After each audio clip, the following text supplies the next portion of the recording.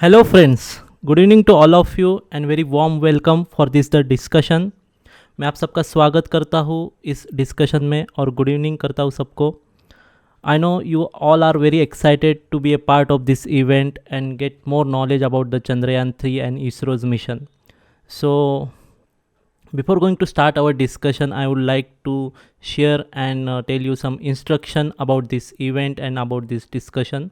So पहला जो instruction है, during this whole expert talk आप सबके माइक्स जो है, माइक्रोफोन्स जो है, ये म्यूट रहेंगे. आपको अगर कुछ कहना है, if you have some doubts और questions, please I request you to note down on some paper और notebook. At the end of this discussion हम ये फोरम ओपन करेंगे to ask your doubts and question to our expert.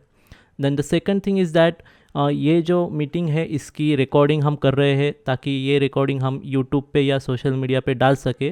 So anybody wants to get more means want to know about this knowledge, Chandrayaan 3 knowledge, so वो access कर पाए. तो ये कुछ instructions थे. थ्रू आउट द मीटिंग आपको silent रहना है. आप अगर कुछ रिएक्शंस देना चाहते हैं तो आप रिएक्शंस दे सकते हैं, या मीटिंग के दौरान आपको कुछ चैट में पूछना है या चैट में सजेस्ट करना है तो चैट में वो आप डाल सकते हो, right. So let's start our discussion without wasting any time. So I want to share, I am just sharing my screen here. If आपको कोई स्क्रीन नहीं दिख रहा, कुछ प्रॉब्लम आ रहा है, तो आप सिर्फ चैट में उसे डालिए. So will resolve that problem. Okay, so everybody can hear me. आप ऐसा थम्स अप कर सकते हैं आपको अगर मेरी आवाज़ आ रही है तो. Okay, I guess I am audible to all of you. Okay, no issue. So we'll start our meeting or discussion. I'm just sharing my screen with you guys.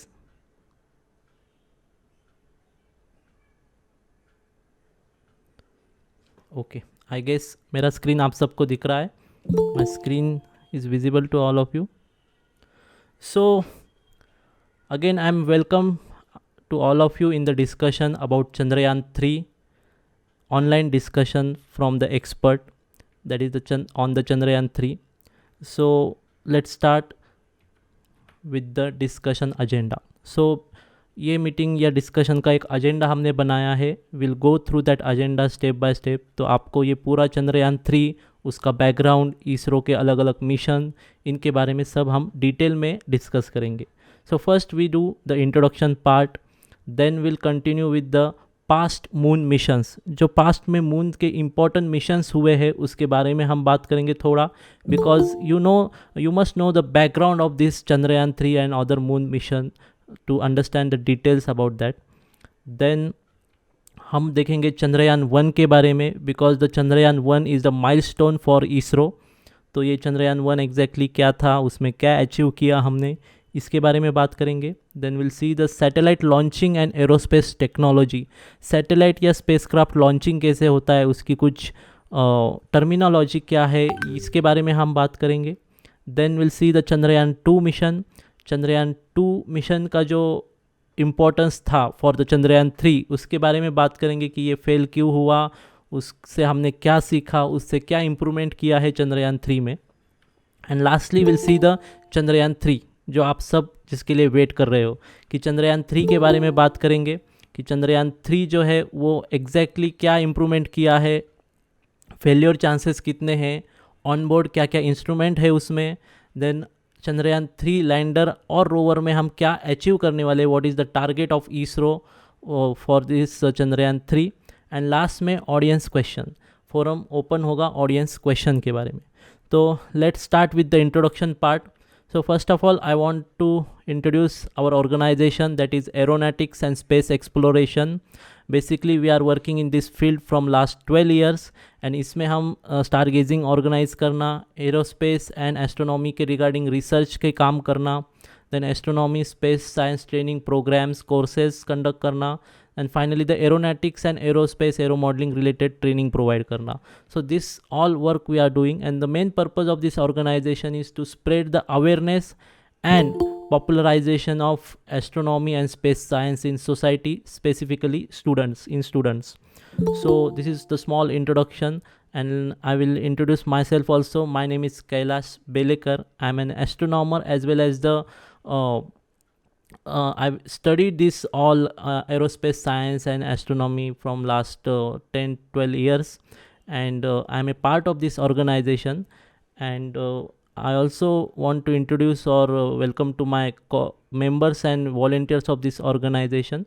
साथ ही साथ आज के प्रोग्राम के जो हमारे और एक एक्सपर्ट है मिस केतकी जोगदे, मैं उनका भी वेलकम करना चाहता हूँ। She is the director of Space Odyssey Planetarium Ahmednagar.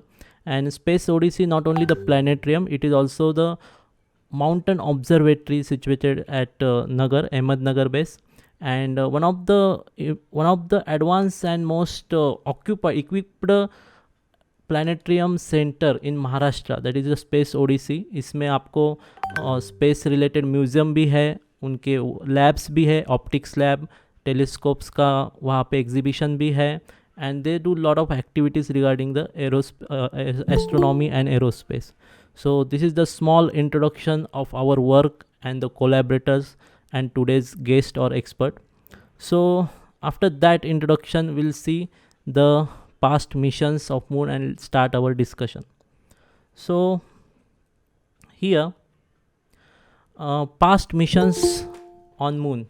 History में आपको सबको पता है कि moon is always fascinating to all human beings from the cave man eras. जब हम केव में रहते थे तब से मून जो है हमेशा इंसानों को उसने फैसिनेटिंग किया है कि उसकी पोजीशन, उसके इफ़ेक्ट्स ऑन अर्थ एंड उसका इम्पोर्टेंस, इससे सबसे हम फैसिनेट हुए हैं. हमने अलग अलग ऑब्जर्वेशंस किए हैं, अलग अलग रीडिंग्स लिए हैं, बट हमने पहली बार ऐसा सोचा कि हम मून पे जा सकते हैं कि नहीं. और लगभग 50-55 सालों पहले हमने ये सोचा था और हमने उसके डायरेक्शन में काम करना शुरू किया था. और हमने अलग अलग missions as a human being और ह्यूमन स्पीसीज़, हमने अलग अलग मिशंस, अलग अलग योजनाएं बनाई मून को स्टडी करने के लिए, मून के ऊपर जाने के लिए भी. एंड उसी सभी मिशन में से कुछ इम्पोर्टेंट मिशंस है, उसके बारे में हम इस सेक्शन में डिस्कस करेंगे पहले तो. So if you know that the total moon missions अभी तक जितने हुए हैं टिल डेट टुडे, वो 108 मिशंस हुए हैं. इसमें फ्लाई बाय मिशंस आते हैं, ऑर्बिटल का मिशन आएगा, इम्पैक्टर का मिशन आएगा, लैंडर, रोवर, क्रू लैंडर, ये सब मिला के आप देखोगे तो 108 मिशंस अभी तक मून के रिगार्डिंग हमने किए हैं.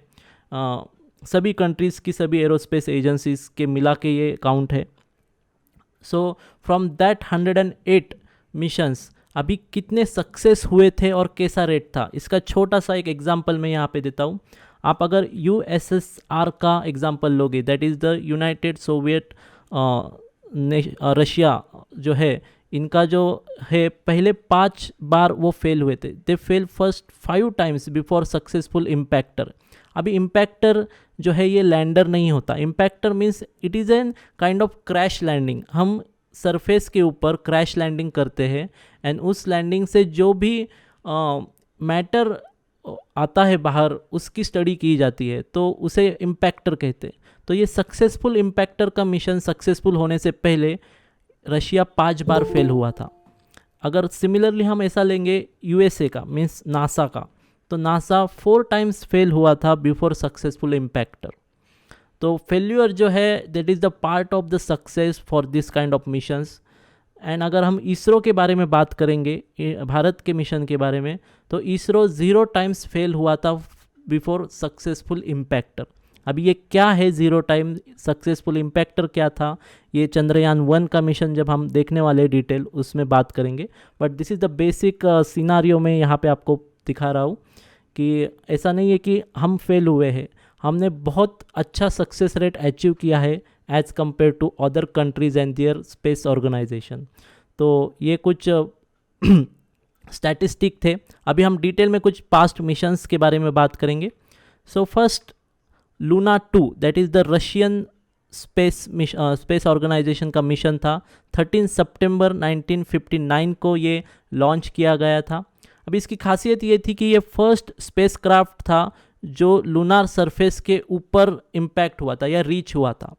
ये फर्स्ट स्पेसक्राफ्ट था कि जिसने लूनार के सरफेस को छुआ था, टच किया था एज ए इम्पैक्टर।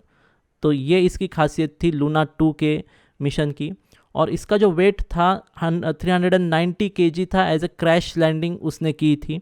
इस क्रैश लैंडिंग के बाद उसमें जो इंस्ट्रूमेंट थे वो इंस्ट्रूमेंट्स के मदद से लूनार सरफेस के टेस्ट किया गया, उसको साइंटिफिकली एनालिसिस किया गया और वो डेटा जो है अर्थ के ऊपर उसे रिसीव किया गया।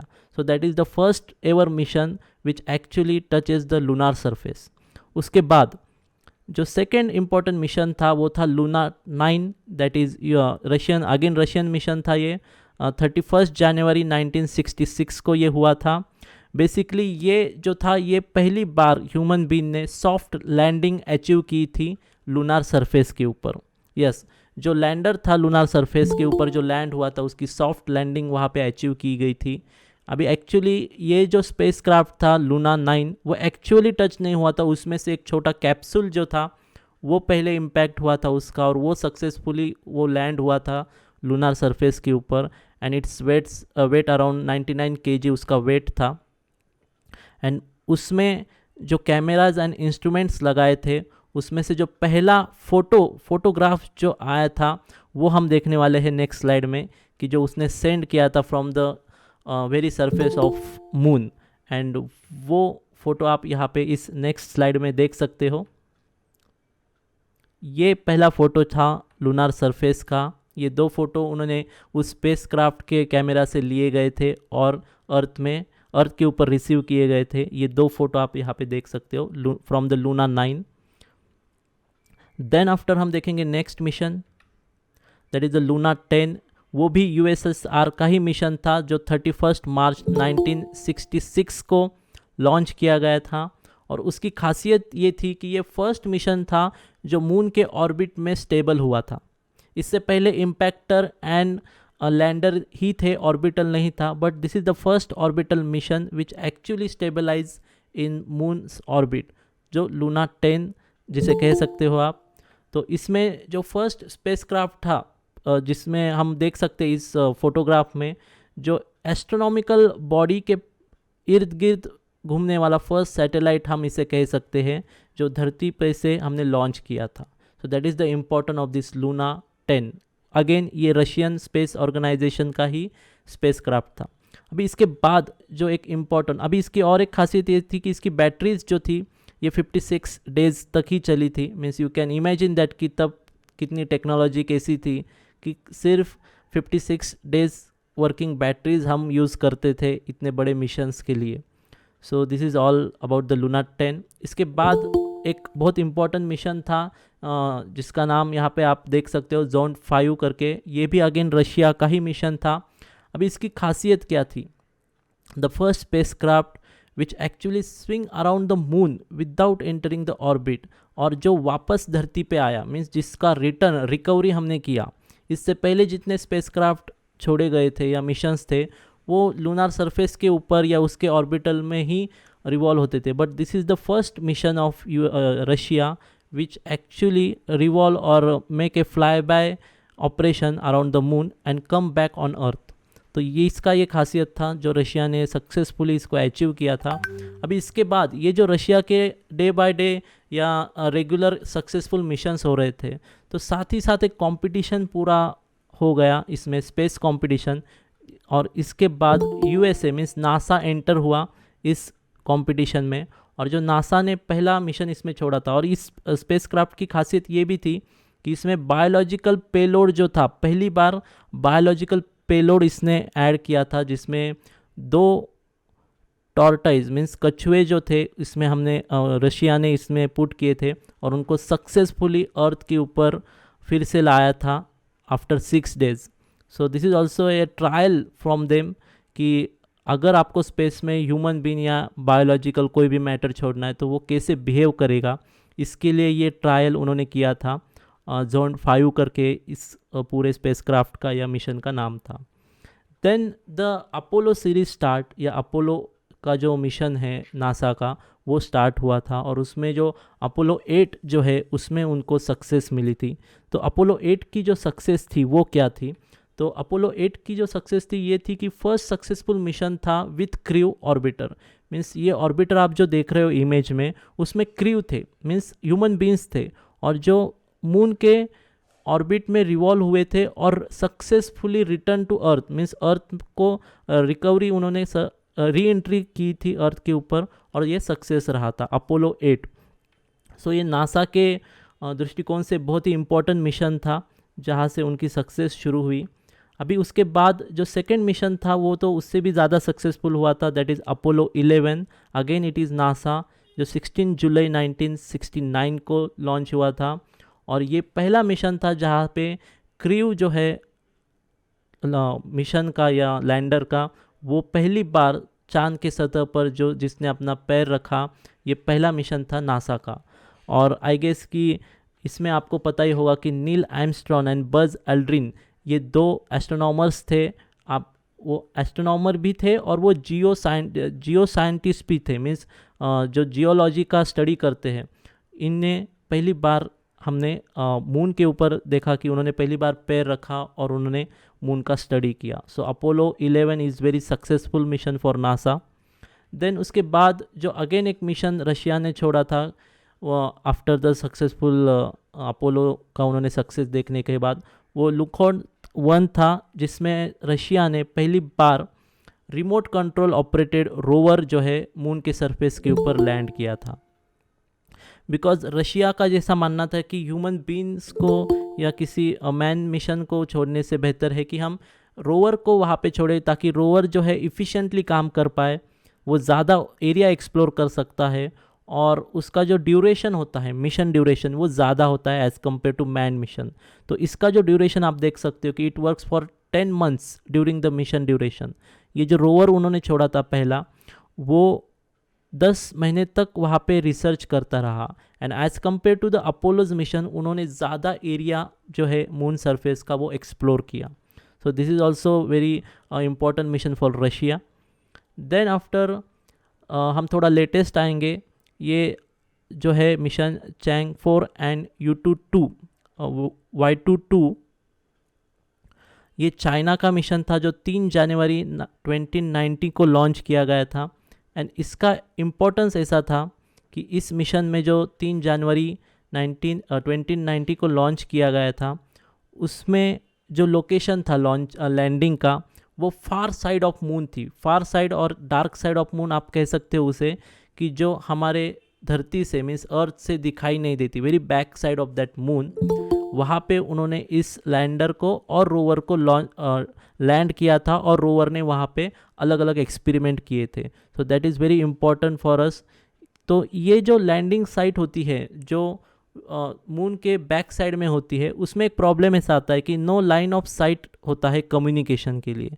जो अर्थ के साथ कम्युनिकेट करता है कौन सा भी स्पेसक्राफ्ट या सैटेलाइट, आपका लाइन ऑफ साइट अगर क्लियर होगा तो कम्युनिकेशन करने के लिए आपको आसानी जाती है, because you can establish direct communication with the centre which establish on earth.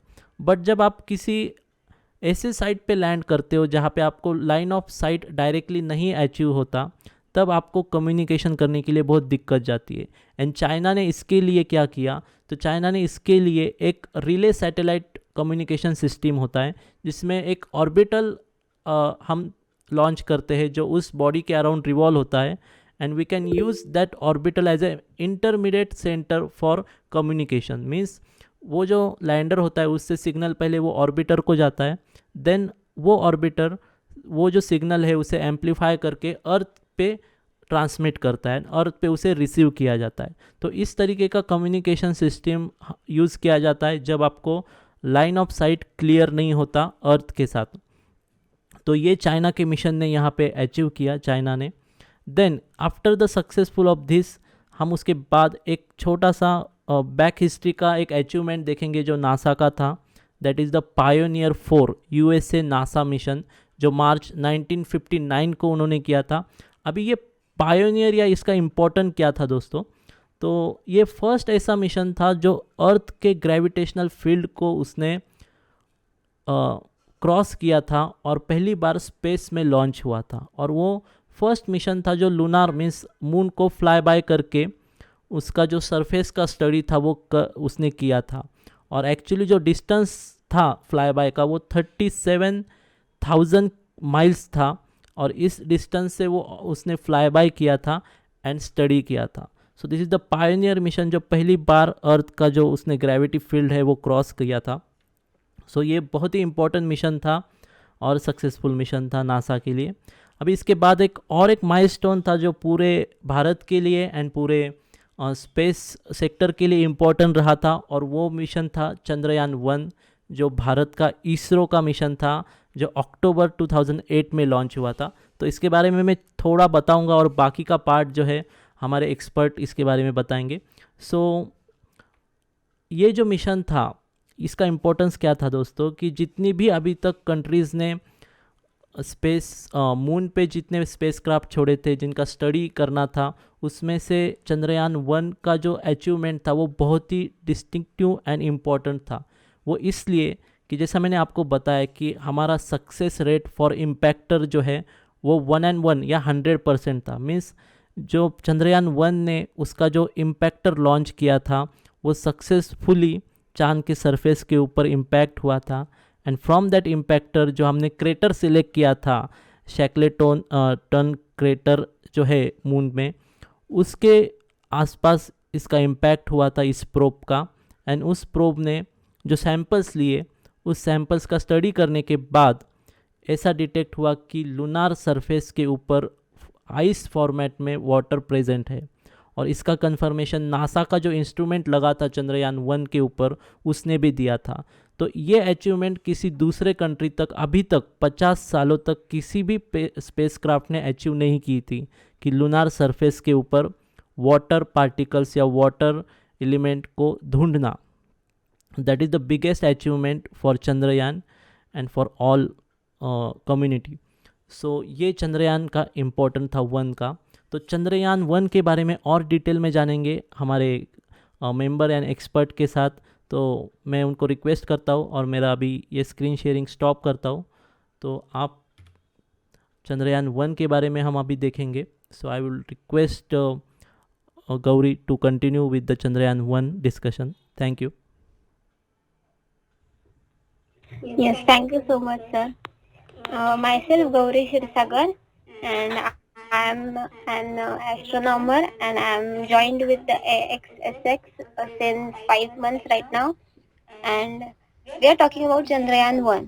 So Chandrayaan 1 was launched on October 22, 2008, like way before, like now if we look back, it seems like in 2008 ISRO was like it was capable of doing it in one go. Chandrayaan 1 mission was of duration of 312 days, and it came to an end on August 29, 2009.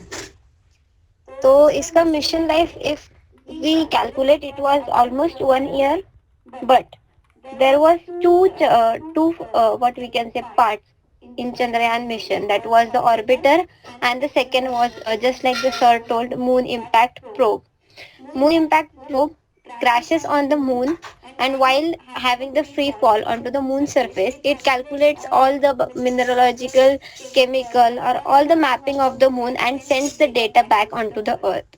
So Chandrayaan 1 calculated various chemicals like magnesium, aluminium, silica, calcium, iron, as well as the radioactive elements such as radon and uranium on the moon. While the Chandrayaan 1 was launched from Sriharikota using the rocket PSLV C-11. The full form of PSLV is Polar Satellite Launching Vehicle. That rocket was the most capable rocket in 2008. Last, I would like to tell that what all things was attached on the Chandrayaan 1. We had a camera which was capable of taking very high resolution images. We had a spectral imager camera which take the various temperature based images of the moon. Then we had laser ranging, X-ray spectrometer and 11 such more payloads mounted on Chandrayaan 1. I would like to tell you some interesting findings about Chandrayaan 1. So, as Sir told, we found water on the moon, and India was the only first country to tell that there is water on the moon, and it was literally impossible for every human being to believe that thing. But I would like to tell you the story when impact probe was released on the moon. It took 28 minutes to land on the moon during its free fall, like we do skydiving in on the Earth. So in just the same way on Moon, we had the Moon Impact Pro skydiving on the Moon surface. So while in those 28-minute duration, the impact probe calculated all these findings, and on the South Pole, Sir told the name of the crater, Shackleton crater, which is on the South Pole of the Moon. While landing on that crater or at the rim of that crater, the probe detected the water molecules frozen onto the Moon surface, and that was the biggest discovery for this mission. And exactly after 3 months, NASA confirmed the same information. So technically, we were the only capable country, and we were the first to give this important information. I would like to tell the size. You might be wondering how big are these satellites or how big are these orbiters. So the orbiter which was orbiting around the moon was 1.5 meter cube shaped, that has all these 11 payloads that I told earlier mounted Hello, on Gauri. One it. minute. If you want to Is share this the all screen, the? you can share. Yeah. Yeah. Okay, sir. I'll try.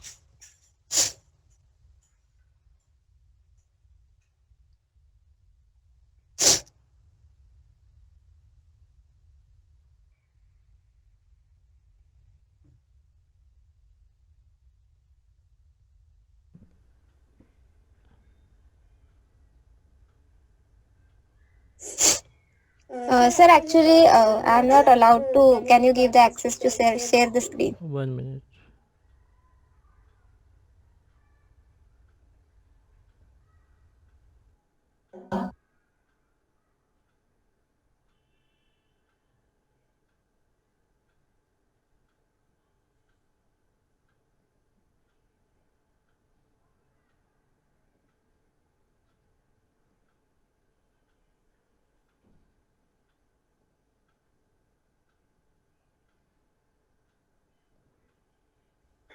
You can try now.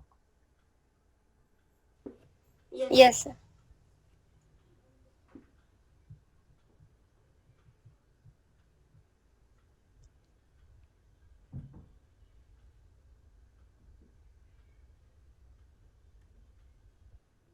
Sir, it's not.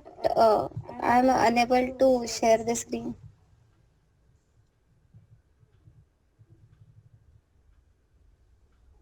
Continue your talk. Okay. We will check. Okay.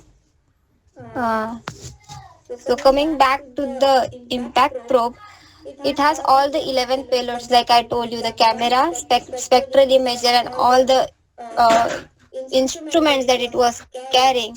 I would like to let you know that all the instruments were not built in by India. It was in collaboration with the USA, Germany, Sweden, and other two countries, which helped us equip the instruments and launched, and we were the only country to launch it into the space. And when was the probe landed, right? So On October 22, 2008, we launched our Chandrayaan mission, and on 14th November 2009, the impact probe was landed. Now, when it got landed, it was sending all the information back to the Earth.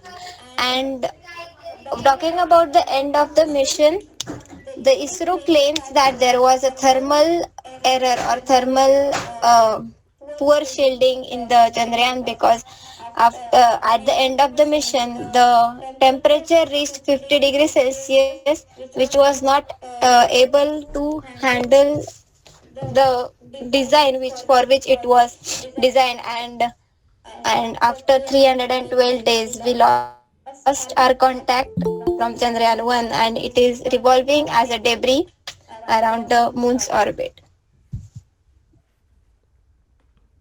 So I guess that's I would like to conclude. Okay, thank you, Gauri. So this is about all Chandrayaan 1 mission. Chandrayaan 1 is really a milestone for ISRO because we get a confidence for that कि हम earth orbit को भी cross करके दूसरे celestial bodies को हम study कर सकते हैं, and it's open the space exploration era for ISRO.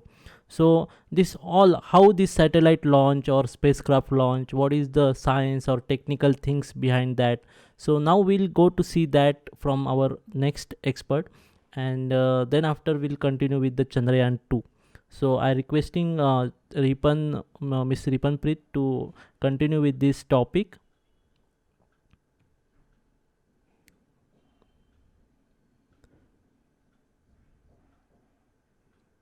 Yes, hello, Ripan, are you there?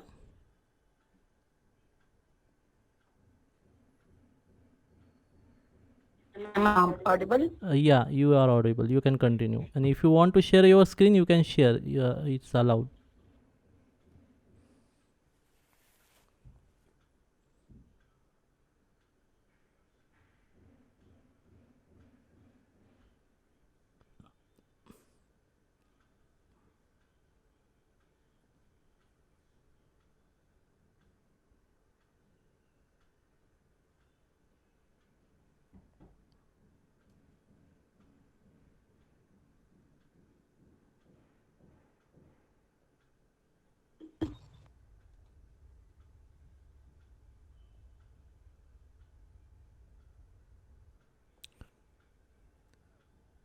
Hello.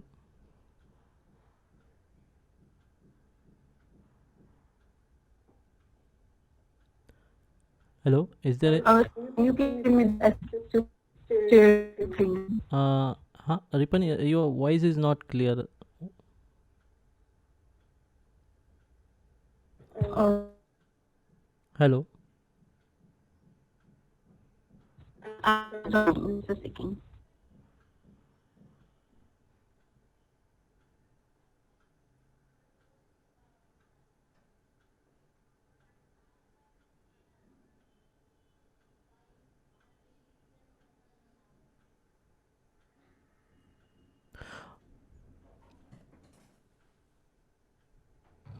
Am I audible now? Yes. Said, can you please give me the access to share my screen?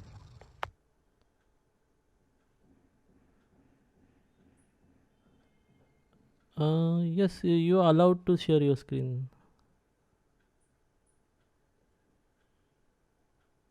Hello. Yes, sir. I'm connecting. Just a second. Okay.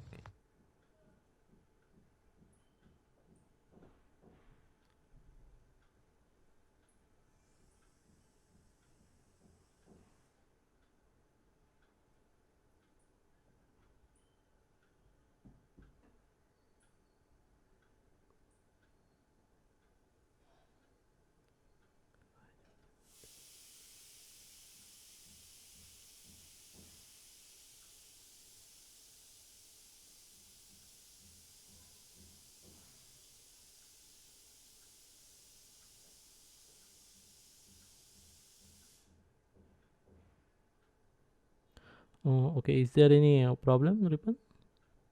No, sir. Just internet is slow due to rainy season. Okay, okay. No issue. While the network is reestablished, we'll continue with the discussion. Ripan, when you establish your network, please continue. So, okay, I think it's sharing. Sir, is it visible? Yes, right.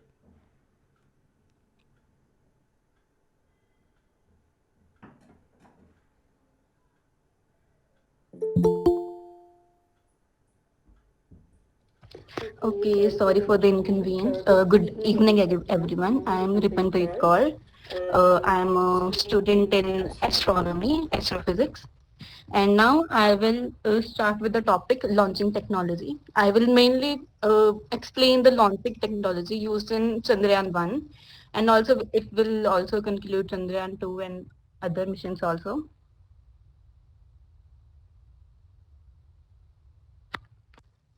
The rocket used for launching Chandrayaan 1 was PSLV XL. PSLV stands for Polar Satellite Launch Vehicle, and PSLV XL, it's XL is mainly for the upgrades. PSLV was the other model, but PSLV XL is an upgraded model of PSLV. Uh, as Gauri also told that it was launched on 22nd October 2008 from Satish Dhawan Space Center. Oh, just a second, sir. My screen is not visible.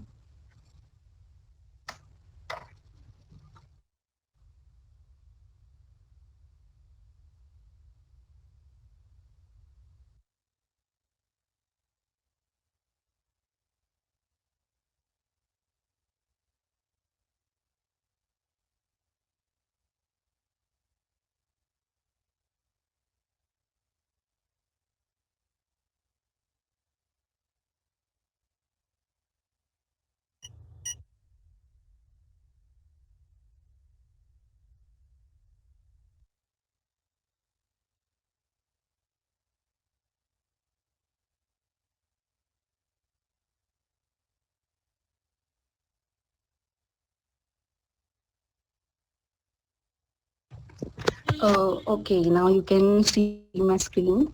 So PSLV, the estimated cost for the project was 386 crores, which is about 48 million US dollars. And also,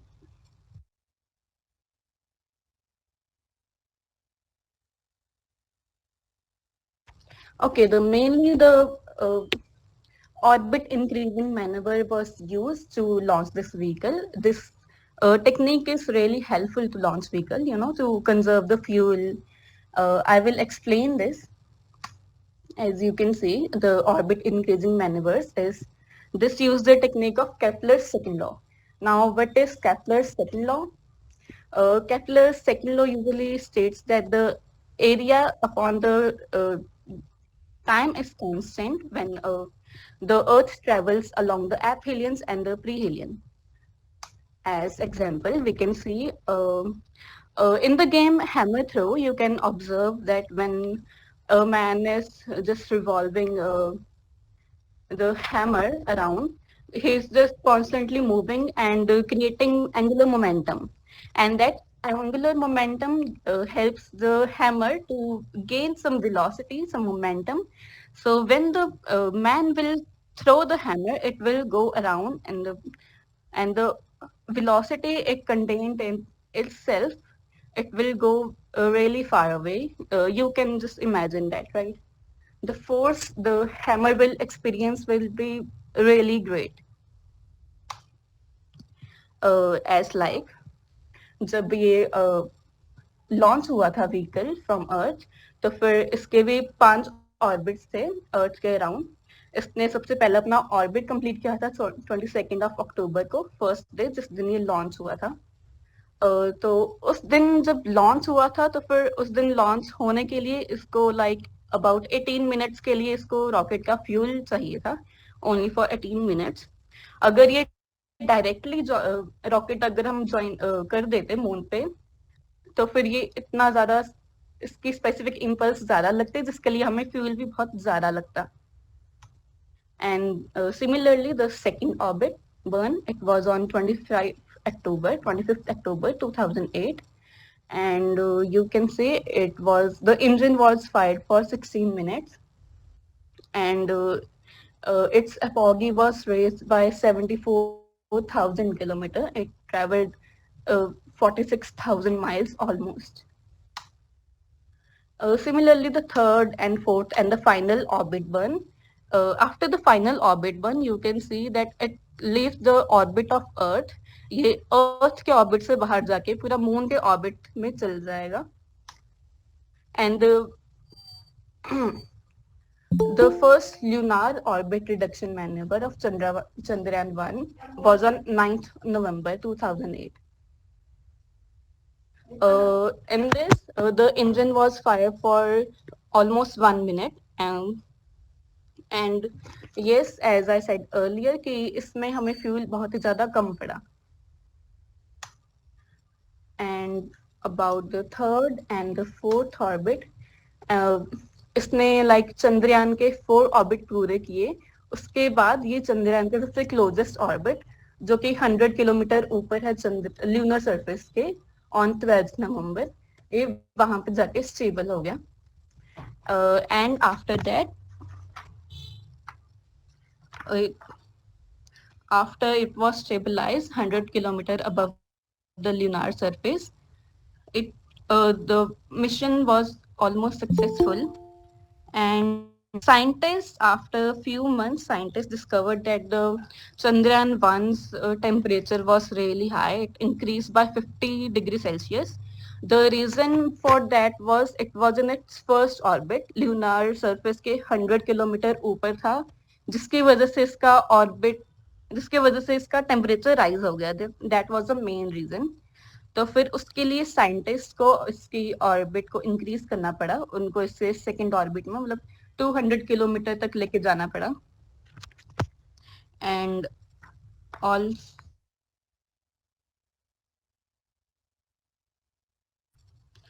the mapping of minerals. The mineral content on the lunar surface was mapped with the M3 Moon Mineralogy Mapper. ये certainly एक device है जो कि NASA ने develop किया था orbiter में. तो फिर ये मून पे जितने भी मिनरल्स है वो सारे बता सकता है कि इसमें कौन से मिनरल्स प्रेजेंट है, which was the main reason why ISRO sent this probe to moon. And also this mission was a success. While our scientists estimated कि ये मिशन 2 साल तक चलेगा, but unfortunately ये सिर्फ 9th month या फिर 312 days तक ही रह सका. उसके बाद हमने इसके साथ सारे connections lost कर दिए. And the last thing I would like to conclude is the most importantly, lunar water was also discovered. Really great achievement, lunar water. और अभी recently भी news आई कि lunar water which is in crystal inside a lunar surface.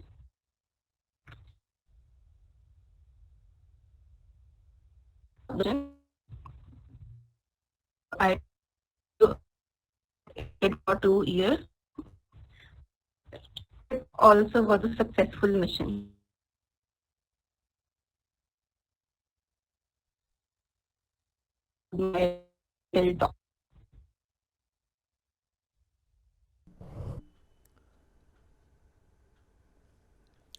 Okay, Ripan, thank you.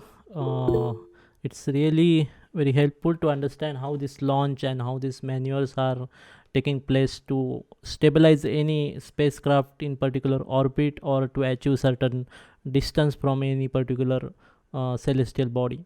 So after that, ISRO once get the knowledge of this celestial space missions. तो दूसरा जो mission था जो successfully ISRO ने किया था मंगलयान मिशन, हम सभी जानते हैं उसके बारे में. And after the Mangalyaan mission ISRO is now means at that time aiming for the very second milestone for the moon missions, and that is the landing on moon surface. तो उसके लिए इसरो ने चंद्रयान 2 मिशन को डिज़ाइन किया था. उसमें क्या क्या पार्ट्स थे, वो कैसे वर्क किया था, और what is the significance of whole the Chandrayaan 2 mission, ये हम आज के हमारे जो एक्सपर्ट हैं मिस केतकी जोगदे, जो director of Space Odyssey planetarium, उनके पास से जानेंगे, वो हमें बताएंगे. So I would like to invite her to share their his thought on the Chandrayaan 2 mission. Ripanpreet, would you please stop? Yeah, okay. So Miss Ketki, आप हमारे साथ आपके चंद्रयान 2 मिशन के बारे में आप बता सकते हो कि क्या एग्जैक्टली हुआ था? यस.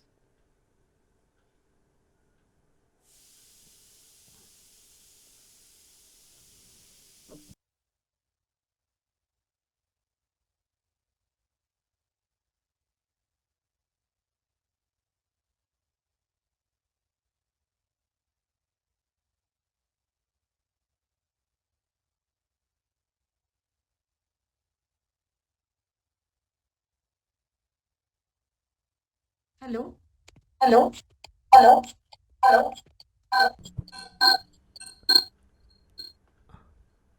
हेलो. मेरी आवाज आ रही है सर? हाँ, यस. शेयरिंग स्क्रीन दिख रहा है मेरा, शेयर हो रहा है screen. Yes, yes. Okay, just a second.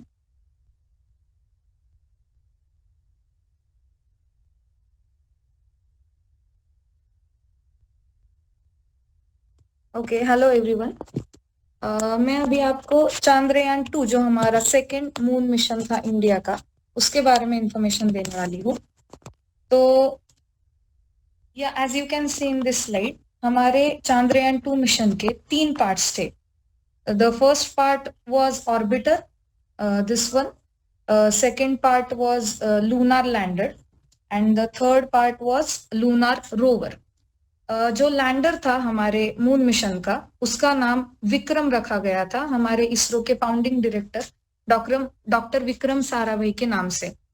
जो सेकंड पार्ट था प्रज्ञान रोवर, मतलब कि लूनार रोवर, उसका नाम था प्रज्ञान. प्रज्ञान ये एक संस्कृत वर्ड है जिसका मीनिंग होता है नॉलेज. तो ये तीनों पार्ट मिला के हमारा चांद्रयान 2 मिशन प्लान किया गया था. अब चांद्रयान 2 में हम सबको पता है ऑर्बिटर वाला जो पार्ट था ये सक्सेसफुल रहा, लेकिन लूनार लैंडर मतलब कि विक्रम लैंडर सक्सेसफुली मून के सरफेस पे लैंड नहीं कर पाया. तो ऐसे बहुत बार बोला जाता है कि चांद्रयान 2 मिशन फेल हुआ था, लेकिन इट्स नॉट ट्रू. जैसे कि आप लोग यहाँ देख सकते हैं कि पेलोड्स मतलब कि कैमराज या फिर सेंसर्स जो मिशन में यूज किए जाते हैं ऑब्जेक्ट का स्टडी करने के लिए. इन दिस केस हम लोग मून का स्टडी करने के लिए अलग अलग कैमराज और सेंसर्स यूज करने वाले थे जो इन तीनों पार्ट्स में लगाए गए थे. तो ये जो पेलोड्स थे, ऑर्बिटर में 8 पेलोड्स लगे थे, लैंडर में 3 ही पेलोड्स लगे थे, और रोवर में 2 पेलोड्स लगे थे. मतलब कि जो टोटल हमारे 13 पेलोड्स थे उसमें से 8 पेलोड हमारे ऑर्बिटर में लगे थे. मतलब कि 50% से भी ज्यादा काम ऑर्बिटर करने वाला था, राइट. तो ऑर्बिटर इज स्टिल वर्किंग. मतलब 2019 में ये मिशन हमने लॉन्च किया था, और ऑर्बिटर का जो लाइफ है वो 7 साल का है. तो ऑर्बिटर इज स्टिल वर्किंग, वो अभी भी मून के अराउंड घूम रहा है, मून के बारे में इंफॉर्मेशन हमें भेज रहा है. तो इसका मतलब कि Chandrayaan 2 is not a failure mission. Chandrayaan 2 is a partially successful mission. सिर्फ ये वाले जो 2 पार्ट है वो सक्सेसफुल नहीं रहे. वो क्यों सक्सेसफुल नहीं रहे, क्या हुआ था, ये अभी हम आगे स्लाइड्स में देखने वाले हैं. तो पहला पॉइंट तो यही है कि Chandrayaan 2 is not a failure mission, right. अब चांद्रयान 2 का ये मिशन टाइमलाइन है. तो यहाँ पे हम लोग देख सकते हैं कि 18 सितंबर 2008 को ये मिशन अप्रूव हुआ था, और 2019 में मतलब ऑलमोस्ट 10-11 साल बाद हमने ये मिशन लॉन्च किया. तो क्या ये पूरा मिशन प्लान करने में, कंस्ट्रक्ट करने में हमें 11 साल लगे थे? No, it's not like that. तो ये स्टोरी एक्चुअली स्टार्ट होता है 2007 में. मतलब रशिया और इंडिया ने 2007 में एक दूसरे के साथ एक कॉन्ट्रैक्ट साइन किया था, जिसके अंडर रशिया इस मिशन का लैंडर कंस्ट्रक्ट करने वाला था, और रोवर और ऑर्बिटर वाला पार्ट इंडिया कंस्ट्रक्ट करने वाला था। 2013 में ये मिशन लॉन्च करने का हमने प्लान किया था, लेकिन रशिया उनका लैंडर वाला पार्ट तब तक कंप्लीट नहीं कर पाए क्योंकि वो और कोई दूसरे उनके मिशंस पे काम कर रहे थे। तो हमने 2013 से ये मिशन 2016 में पोस्टपोन कर दिया, लेकिन 2016 तक भी रशिया उनका लैंडर सक्सेसफुली कंस्ट्रक्ट नहीं कर पाए और 2016 में उन्होंने इस मिशन से बैकआउट कर दिया। लेकिन इसरो के हमारे जो साइंटिस्ट है उन्होंने हार नहीं मानी और 2016 में उन्होंने ये डिसाइड किया कि लैंडर भी हम ही डिजाइन करेंगे और कंस्ट्रक्ट करेंगे। फिर आगे के 2-2.5 साल हमने लैंडर डिजाइन किया, सक्सेसफुली डिजाइन किया और फाइनली 22 जुलाई 2019 में हमने इस चांद्रयान 2 को लॉन्च किया, राइट। उसके बाद 48 डेज, ऑलमोस्ट हमें 48 डेज का टाइम पीरियड लगा अर्थ से मून तक ट्रैवल करने के लिए और 20 अगस्त 2019 को हमने मून के ऑर्बिट में इंसर्ट किया। अब ये 48 डेज का टाइम पीरियड क्यों है, इसके बारे में भी हम लोग नेक्स्ट स्लाइड में देखने वाले हैं। 20 अगस्त 2019 में ऑर्बिट इंसर्शन के बाद 2 सितंबर को विक्रम ऑर्बिटर से सेपरेट हुआ। 6 सितंबर को विक्रम का लैंडिंग होना था, लेकिन विक्रम लैंडिंग और प्रज्ञान रोवर डिप्लॉयमेंट, ये दोनों पार्ट जो मिशन के थे वो फेल हो गए, राइट। अब ये जो चांद्रयान 2 मिशन था, हम क्यों प्लान कर रहे हैं, मतलब हमें चांद पे क्यों जाना है। अभी हमारे पहले जो एक्सपर्ट्स थे उन्होंने जैसे कि बताया, हमारे बहुत सारे ऑब्जेक्टिव्स थे चांद्रयान 2 मिशन प्लान करने के। उसका प्राइमरी ऑब्जेक्ट था, मतलब कि एक मेन ऑब्जेक्टिव था कि इंडिया की कैपेबिलिटी प्रूव करना कि इंडियन साइंटिस्ट एक ऐसा स्पेसशिप बना सकते हैं जो दूसरे किसी ऑब्जेक्ट पे, मतलब दूसरे प्लैनेट पे या फिर दूसरे मून पे जाके सॉफ्ट लैंड कर पाए और वहां पे कोई एक रोबोटिक रोवर वहां पे चला पाए। ये प्राइमरी ऑब्जेक्टिव था जो हमें सक्सेसफुल करके दिखाना था। और सेकंड हमारा जो गोल था, हमें मून का स्टडी करना था, मतलब कि मून की टोपोग्राफी, मून का जो मिनरल कंपोजिशन है या फिर मून का जो एक्सोस्फीयर है वो हमें स्टडी करना था। और इस जो सेकंड हमारा गोल था उसमें भी सबसे इंपॉर्टेंट गोल था कि हमें वहां पे वाटर आइस के ट्रेसेस ढूंढने थे। हमारा चांद्रयान 1 जो मिशन है वो इसीलिए फेमस हुआ था कि उसने सबसे पहले मून पे वाटर के ट्रेसेस ढूंढे थे। तो चांद्रयान 2 का यही मेन गोल था कि वो ये जो हमारी डिस्कवरी थी उसको आगे लेके जाए कि चांद पे वाटर आइस अवेलेबल है या फिर उस पे जो हाइड्रोक्सिल मॉलिक्यूल्स है उसके ट्रेसेस हमें और ज्यादा अच्छी तरीके से मिल जाए। ये 2 हमारे मिशन के मेन ऑब्जेक्टिव्स थे। नेक्स्ट है, अब चांद्रयान 2 मिशन के मैंने आपको पहले 3 पार्ट बताए थे, विक्रम लैंडर, प्रज्ञान रोवर और ऑर्बिटर। अब ये पूरा मिशन हम लोग कैसे लेके गए मून पे।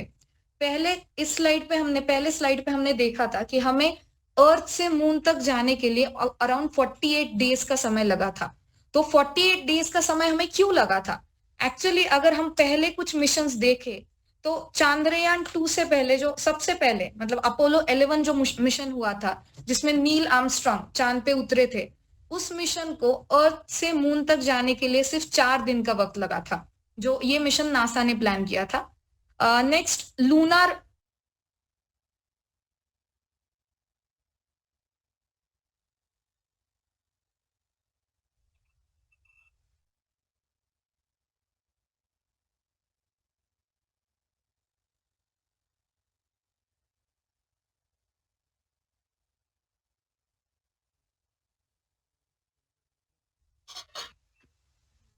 हेलो सर, मेरी yes. आवाज सुनाई दे रही?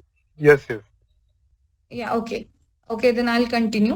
तो मैं बोल रही थी कि हमें 48 डेज का समय क्यों लगा। तो अपोलो 11 जो मिशन था उसको मून तक पहुंचने के लिए सिर्फ 4 दिन लगे थे जो नासा ने प्लान किया था। लूनार 2 नाम का एक मिशन था जो रॉसकॉस्मोस मतलब कि रशिया ने प्लान किया था, वो सिर्फ 34 आवर्स में मून तक पहुंचा था। अगर इतने कम समय में नासा और रशिया मून तक पहुंच सकते हैं तो फिर हमें मून तक जाने के लिए 48 डेज इतना लंबा समय क्यों लगा? उसका रीजन था ये हमारा रॉकेट जो अभी आपको स्लाइड पर दिख रहा है, GSLV Mark 3। ये हमारा आज तक का सबसे पावरफुल रॉकेट है। तो ये जो रॉकेट है फिर भी इस रॉकेट के जो भी मतलब इस रॉकेट की जो कैपेसिटी है उसमें हम लोग मून तक नहीं पहुंच सकते। तो फिर हम लोग क्या करते हैं, हम लोग मून तक इस रॉकेट के हेल्प से नहीं जाते, हम लोग इस रॉकेट की हेल्प से सिर्फ अर्थ के बाहर कुछ किलोमीटर्स, अर्थ के बाहर के एक ऑर्बिट में एंटर करते हैं, राइट। तो ये जो रॉकेट था, इसकी हाइट आप लोग देख सकते हैं, इसकी हाइट है अराउंड 43.43 मीटर। और अगर हम लोग इसको कंपेयर करेंगे एक बिल्डिंग के साथ, तो ये 10 मंजिले बिल्डिंग, मतलब 10 फ्लोर की अगर कोई बिल्डिंग है, उसके जितना ये बड़ा है। तो यहाँ पे इसके ऊपर के पार्ट पे सिर्फ यहाँ पे हमें दिख रहा है कि चांद्रयान 2 है, पेलोड फेयरिंग, और ये बाकी का जो पूरा नीचे का पार्ट है, इसमें है फ्यूल और इंजिन्स। और ये इतना सारा फ्यूल हमें सिर्फ अर्थ के एटमॉस्फेयर के बाहर ले जा सकता है, उससे दूर ये हमें नहीं ले जा सकता, राइट। अब इसका रीजन ये है कि अगर हमें अर्थ का ग्रेविटेशनल इन्फ्लुएंस तोड़ के बाहर जाना है, तो हमारी जो सैटेलाइट है हमारा, उसकी वेलोसिटी होनी चाहिए 11.2 किलोमीटर पर सेकेंड, मतलब एक सेकेंड में 11 किलोमीटर। इतने ज्यादा वेलोसिटी से जब हम लोग ट्रैवल करेंगे, तभी हम लोग अर्थ का ग्रेविटेशनल इन्फ्लुएंस तोड़ के बाहर जा सकते हैं। और इतनी ज्यादा वेलोसिटी ये इतना बड़ा रॉकेट भी अचीव नहीं कर सकता। तो फिर हमने क्या किया, तो अब हमने ये वाला मैन्यूवर फॉलो किया। तो इसमें क्या है कि अर्थ से हम लोग लॉन्च करेंगे, तो ये रॉकेट हमें सिर्फ इस पहले ऑर्बिट तक पहुंचाएगा। ये जो आपको दिख रहा है यहाँ पे, ये फर्स्ट ऑर्बिट पे ये रॉकेट हमें पहुंचाएगा। इसके बाद हमारा जो चांद्रयान 2 है, अर्थ के अराउंड घूमने लगेगा, अर्थ के अराउंड ऑर्बिट करने लगेगा। अब यहाँ पे ये जो पॉइंट है इस साइड पे, जो अर्थ से नजदीक है, उस पॉइंट को बोलते हैं पेरिजी, और ये जो अर्थ से दूर वाला पॉइंट है उसको बोलते हैं एपोजी। तो पेरिजी पे हमारा चांद्रयान 2 फायर करेगा, मतलब कि उसके बूस्टर्स ऑन होंगे और उसकी वेलोसिटी बढ़ेगी, फिर वो दूसरा ऑर्बिट कंप्लीट करेगा। और इस दूसरे ऑर्बिट के टाइम पे इंजिन्स बंद रहेंगे, मतलब जब वो अर्थ के अराउंड ऑर्बिट कर रहा है उसके इंजिन्स ऑफ रहेंगे। दूसरा ऑर्बिट कंप्लीट करते टाइम जब वो फिर से पेरिजी के पॉइंट पे आएगा, फिर से इंजिन्स फायर होंगे कुछ मिनट के लिए। इंजन फायर होने के बाद वेलोसिटी बढ़ेगी तो ऑर्बिट का सरकमफरेंस भी बढ़ेगा, और हम लोग तीसरे ऑर्बिट में एंटर करेंगे। फिर तीसरे ऑर्बिट में भी सेम प्रोसीजर रहेगा, जब ये अर्थ के अराउंड ऑर्बिट कर रहा है तो इंजन बंद रहेंगे, फिर से वो पेरिजी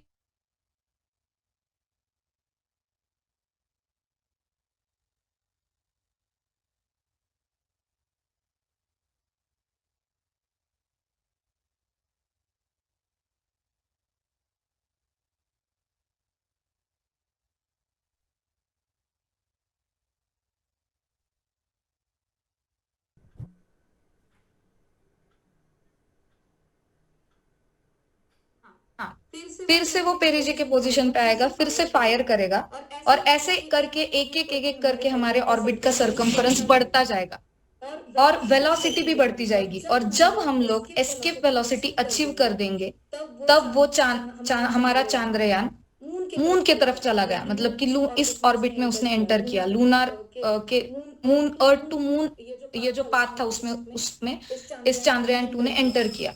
अब फिर से ये पूरा प्रोसेस फॉलो करने के लिए हमें 48 डेज, इतना ज्यादा टाइम लगा। लेकिन नासा या फिर रॉसकॉस्मोस, मतलब कि रशिया के केस में ये प्रोसीजर नहीं हुआ था। उन्होंने सीधा मून की तरफ लॉन्च किया, मतलब सीधा, उन्हें ये सारे ऑर्बिट्स फॉलो नहीं करने पड़े, उनके रॉकेट्स ज्यादा पावरफुल थे, इसलिए वो सीधा डायरेक्टली मून की तरफ चले गए, और इसलिए उन्हें कम टाइम लगा। और हमें 48 डेज, ऑलमोस्ट इतना टाइम लग गया मून तक पहुंचने के लिए। अब मून के पास आने के बाद हमें फिर से ये वेलोसिटी कम करनी है, मतलब हम यहाँ पे बहुत ज्यादा स्पीड से मून के अराउंड ऑर्बिट कर रहे हैं। ये स्पीड था ऑलमोस्ट 2000 मीटर पर सेकेंड, और हमें ये स्पीड कम करके वापस से मून पे लैंड करना था। अब प्रॉब्लम यही हुआ था, हमारा विक्रम लैंडर जो फेल हुआ, उसका मेन रीजन यही पे था कि ये वेलोसिटी कम करते टाइम, एक तो वेलोसिटी बहुत ज्यादा कम हो गई, और चांद्रयान 2 के जो बूस्टर्स थे वो मून का ग्रेविटेशनल फोर्स अपोज नहीं कर पाए, और विक्रम लैंडर मून पे जाके क्या हो गया, क्रैश हो गया, राइट। इसीलिए विक्रम लैंडर और प्रज्ञान रोवर का जो फेस था चांद्रयान 2 का, वो अनसक्सेसफुल रहा। अब ये मैप आप लोग देखिए, यहाँ पे ये सारे अलग अलग कंट्रीज के मिशन है, जो मून पे लैंड हुए हैं। ये अमेरिकन फ्लैग दिख रहा है, ये अमेरिका के मिशन है, और ये रशियन फ्लैग दिख रहा है, वो रशिया के मिशन है। और ये नीचे यहाँ पे है चांद्रयान 2 की लैंडिंग साइट, जहां पे हम लोग सक्सेसफुली लैंड नहीं कर पाए। अब ये वाले और इसमें क्या फर्क दिख रहा है कि ये सारे इक्वेटर के आसपास है, और हमारा जो चांद्रयान 2 है वो हम लोग पोलर रीजन में लैंड करने वाले थे। अगर चांद्रयान 2 सक्सेसफुल हो जाता तो ये पोलर रीजन में लैंड करने वाला पहला स्पेसक्राफ्ट होता। लेकिन फिर हमें क्या जरूरत थी पोलर रीजन में लैंड करने की? जैसे बाकी सारे कंट्रीज ने किया था, वैसे हम लोगों ने इक्वेटर रीजन पे क्यों नहीं लैंड किया? तो शायद हमारा स्पेसक्राफ्ट सक्सेसफुल हो जाता। Why pole? इसका आंसर हमें नेक्स्ट स्लाइड पे मिलेगा। Why the moon south pole? हमने साउथ पोल पे ही क्यों लैंड किया? अब इसका एक ही मेन रीजन है कि हमारे मिशन का ऑब्जेक्टिव था मून पे वाटर के ट्रेसेस ढूंढना, और साउथ पोल पे ज्यादा समय तक रात होती है। ये सेम अर्थ में भी फॉलो होता है। आप सबको पता होगा कि अर्थ के नॉर्थ पोल और साउथ पोल पे ज्यादा समय तक रात होती है।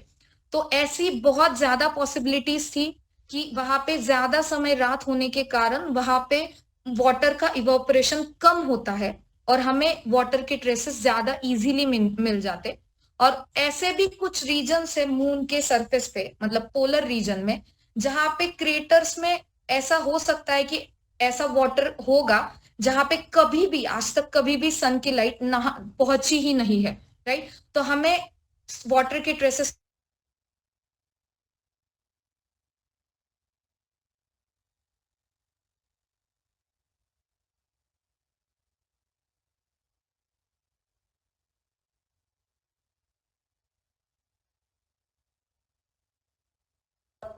तो इसीलिए बाकी पूरे रीजन के अलावा हमने मून का साउथ पोल प्रिफर किया, क्योंकि हमें वहां पे वाटर के ट्रेसेस ज्यादा इजीली मिल जाते। ओके, अभी नेक्स्ट पॉइंट पे हम लोग आ रहे हैं, विक्रम लैंडर का क्रैश। तो विक्रम लैंडर का कांटेक्ट बहुत बहुत मतलब बहुत थोड़े से पोर्शन से विक्रम लैंडर से हमारा कांटेक्ट टूट गया था। तो यहाँ पे ये पोर्शन दिख रहा है। हम लोग मून के सरफेस से सिर्फ 2 से 3 किलोमीटर दूर थे, तब हमारा विक्रम लैंडर से जो कांटेक्ट था वो पूरी तरह से टूट गया। तो इसका रीजन मैं आपको पहले बता चुकी हूँ कि शायद विक्रम लैंडर जब लैंड कर रहा था तो विक्रम लैंडर की वेलोसिटी बहुत कम हो गई, और लैंडर के जो बूस्टर थे वो मून का ग्रेविटेशनल फोर्स को अपोज नहीं कर पाए, और मून के सरफेस ने विक्रम लैंडर को नीचे खींच लिया। इसलिए विक्रम लैंडर सॉफ्ट लैंडिंग के बजाय उसका हार्ड लैंडिंग मून के सरफेस पे हो गया। इसीलिए विक्रम लैंडर और प्रज्ञान रोवर फेल हुआ। अब ये विक्रम लैंडर मून के सरफेस पे जब क्रैश हुआ, बहुत घंटों तक इसरो विक्रम लैंडर को ढूंढ रहा था, लेकिन हमारा जो ऑर्बिटर है या फिर नासा के कुछ ऑर्बिटर उस टाइम पे मून के अराउंड घूम रहे थे, किसी को विक्रम लैंडर का लोकेशन नहीं मिल रहा था। हम लोग विक्रम लैंडर को ट्रैक नहीं कर पा रहे थे। तो फिर विक्रम लैंडर की लोकेशन को किसने ट्रैक किया? तो ये थे वो जिन्होंने विक्रम लैंडर की लोकेशन को ट्रैक किया या फिर ट्रेस किया। तो ये कोई नासा में एस्ट्रोनॉट नहीं है, या फिर ये जो इंसान थे ये इसरो में भी काम नहीं करते हैं। ये नॉर्मल हमारे जैसे है, मतलब हमारे जैसे एमेच्योर एस्ट्रोनॉट जैसे आप लोग हैं जिनको एस्ट्रोनॉमी में इंटरेस्ट है, या फिर मैं हूँ। तो ये थे षणमुगा सुब्रमण्यम। ये चेन्नई के एक आईटी फर्म में काम करते थे। इन्हें सिर्फ एस्ट्रोनॉमी में बड़ा इंटरेस्ट था, और ये चांद्रयान 2 का पूरा सब कुछ जो प्रोसीजर है वो पहले से फॉलो कर रहे थे। तो इन्होंने क्या किया, इन्होंने विक्रम को ढूंढने के लिए नासा के साइट से मून के कुछ पिक्चर्स डाउनलोड किए। ये इस साइड पे जो दिख रहा है ये है बिफोर इम्पैक्ट। बिफोर मतलब चांद्रयान 2 क्रैश होने से पहले के कुछ पिक्चर्स डाउनलोड किए, और चांद्रयान 2 के क्रैश के बाद के उन्होंने कुछ पिक्चर्स डाउनलोड किए और उनको कंपेयर करना स्टार्ट किया। अब यहाँ पे आपको क्लियरली दिख रहा है, यहाँ पे विक्रम लैंडर का इम्पैक्ट हुआ है। तो ये पिक्चर्स एक दूसरे को कंपेयर करके उन्होंने विक्रम लैंडर का क्रैश साइट ढूंढा, और उन्होंने नासा को एक मेल भेजा, और नासा ने उस मेल को तुरंत रिस्पॉन्स भी किया। और जहां पे इन्होंने मतलब षणमुगा सुब्रमण्यम ने जो लोकेशन नासा को भेजा था, उन नासा ने अपने सैटेलाइट्स उस लोकेशन पे घुमाए, और वहां पे उन्हें विक्रम लैंडर के ट्रेसेस मिले। अब नासा ने ये पिक्चर उसके बाद रिलीज किया था। यहाँ पे उन्हें इम्पैक्ट साइट मिला, मतलब यहाँ पे विक्रम लैंडर क्रैश हुआ था, और शनमुगा सुब्रमण्यम उन्होंने ये वाला साइट बताया था जो एस से डिनोट हुआ है, राइट। मतलब थोड़े से ही डिफरेंस पे उन्हें विक्रम लैंडर के टूटे फूटे पार्ट्स या फिर जो भी था वो मिल गया था। तो मतलब अगर आपको एस्ट्रोनॉमी ये हॉबी फॉलो करना है तो एक्चुअली नासा या फिर इसरो ज्वाइन करने की कोई जरूरत नहीं है। आप नॉर्मल, आपके पास सिर्फ एक लैपटॉप या फिर मोबाइल होना चाहिए, और उसके थ्रू आप बहुत सारे सिटीजन साइंटिस्ट प्रोग्राम में भी पार्ट ले सकते हैं और एमेच्योर एस्ट्रोनॉमी का ये जो पैशन है फॉलो कर सकते हैं। तो यहाँ पे हमारा प्रेजेंटेशन खत्म हो रहा है, right. Thank you so much. अगर कोई क्वेश्चन होंगे तो हम लोग क्वेश्चन आंसर राउंड में आप लोग पूछ सकते हैं। Okay, thank you, Ms. Ketki, to explain in such a detail that how the Chandrayaan 2 partially success and partially failed, and what is the maneuver techniques ISRO following for the launching and the settling in the orbits. So now we'll come to the major part of our discussion, that is about the Chandrayaan 3. तो ऐसा क्या अभी हमने नया किया है चंद्रयान 3 के बारे में जो अभी इसे सक्सेस ज़्यादा दिला सकता है, हम सक्सेसफुली लैंड कर सकते हैं लूनार सरफेस के ऊपर। तो ये जानेंगे हमारे लास्ट डिस्कशन टॉपिक में from our expert Vibhanshu. So I would like to invite Vibhanshu to continue with the Chandrayaan 3, about the Chandrayaan 3। Yes.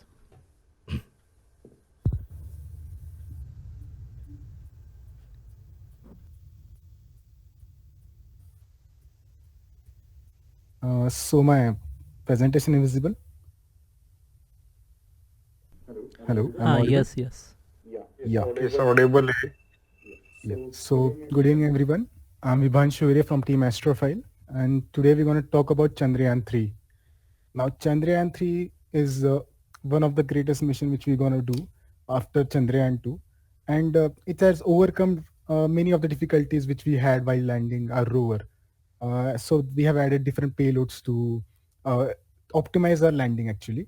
And so first of all, we'll just see what are the main objectives of Chandrayaan 3. So basically for Chandrayaan 3, we have set some objectives which we need to accomplish to make it successful. And first of its objective is to have a safe and soft landing. And then we have a rover also. So now we haven't named the rover this time, but we have a rover and we have to rove it on the moon. And there are some scientific payloads on this lander and the rover also. So we need to conduct this experiment on the lunar surface. Now this experiment are into three types actually. Now we have the integrated cold test experiment and integrated hot test experiments. And they can be done by different payloads and sensors which are on the lander and the rover. And we also have the lander leg mechanism, which is gonna have the test on the lunar surface. And while we complete all these tasks, we can now say that we have successfully completed the Chandrayaan mission. And now the Chandrayaan has two different modules actually. Basically, we have the propulsion module, which is down here actually, and we have the lander. Now the propulsion module itself has a weight of 2,148 kgs, and the lander module is 1,752 kgs, including this 26 kgs of the rover. And here we have the trajectory of how the Chandrayaan is going to be placed on the lunar orbit. So basically, as we talked in the different two segments about the launching of this different satellites. So we're going to use the method which is sometimes it is known as the we call it as flyby method, planetary flyby method, or harnessing the gravity which is of different planets or celestial bodies. So what we're going to do is we're going to launch our rocket and we're going to enter the Earth's orbit, and gradually while boosting our boosting different boosting the this orbit of this Chandrayaan 3, we're going to gradually increase the radius of our orbit. And as we are increasing the radius, we're going to increase the velocity of that module.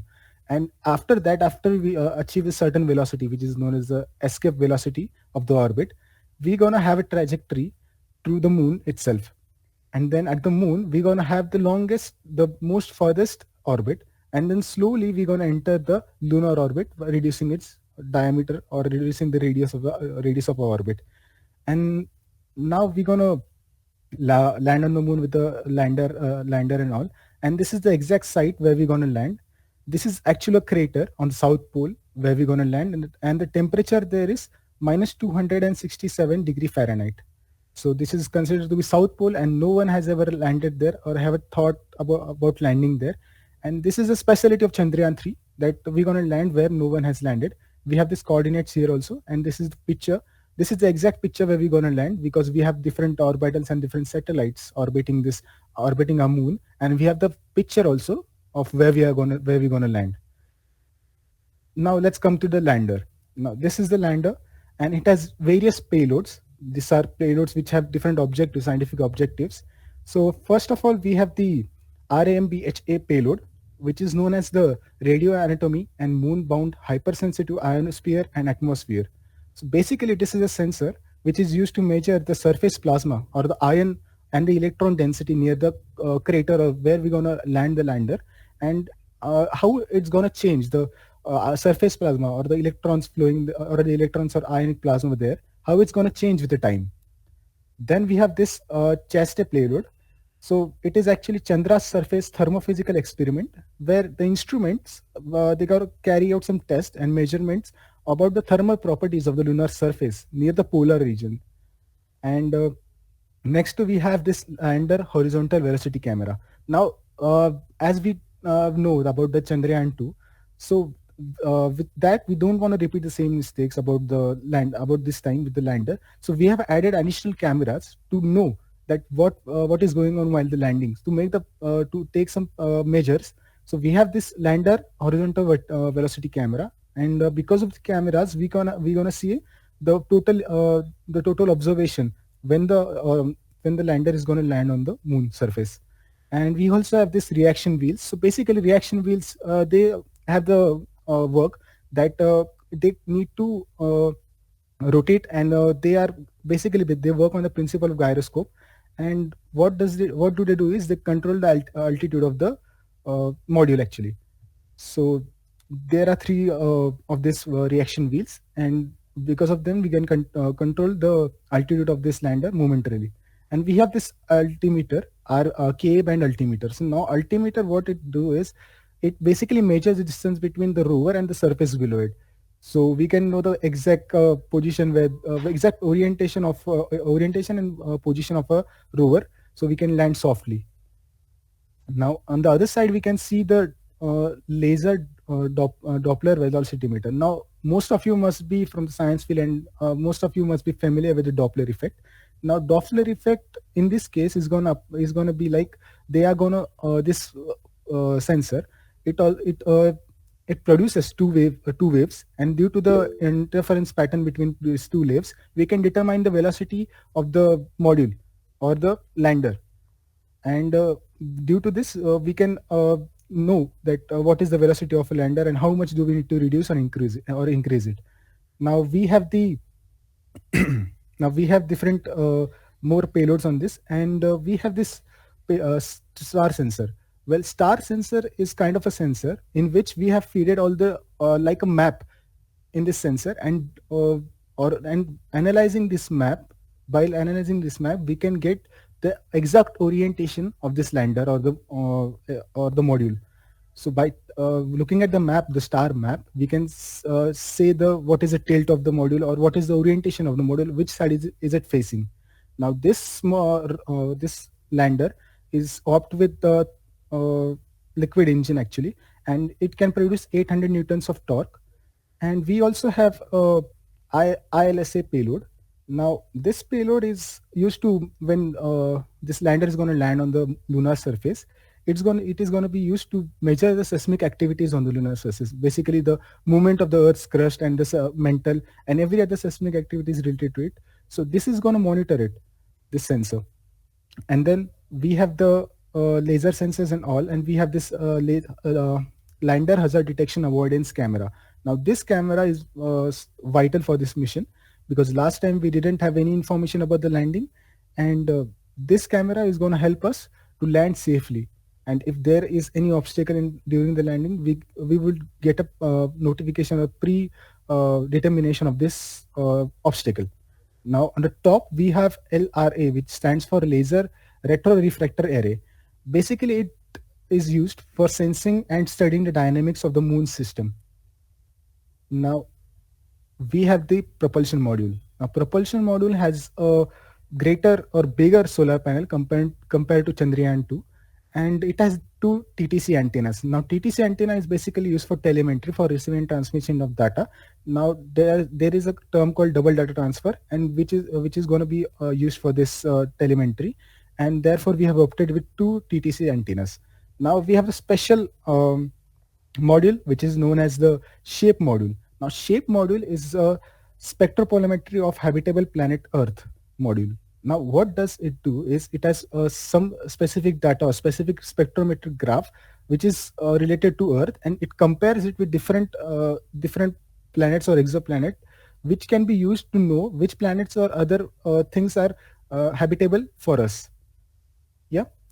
Now this also is opt with a star sensor, and it has a liquid engine which can produce 440 newtons of torque.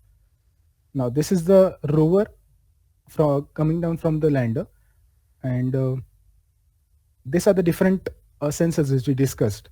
So this is the list actually, and now we have the rover itself. Now rover basically consists of different types of payloads and different types of payloads with cameras and all. And we have two special payloads on this rover. Now there is the LIBS payload and APXS payload.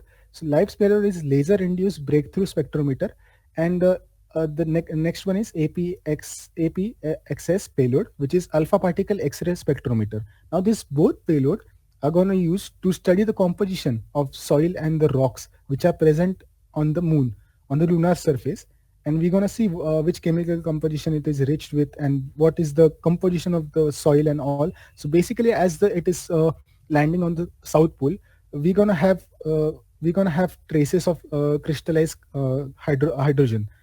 And because we made a claim that we have found traces of hydrogen crystals on moon, so this is the main thing which we have to achieve, is to study the composition of the soil, study the elements, study what chemicals are there on the landing site or the crater which we're gonna land in, and this rover, it has a solar panels and some RX-TX antennas, basically receiver and transmission antennas. It has a differential. Then we have this navigation cameras, two navigation cameras, and same as the rocker buoys for traveling or the locomotion of this rover. And now we have this different mechanisms which we're going to use for a rover. We have the lander rigs, then rover ramp, then rover, then different types of modules, and all the antennas which we're going to use for telemetry.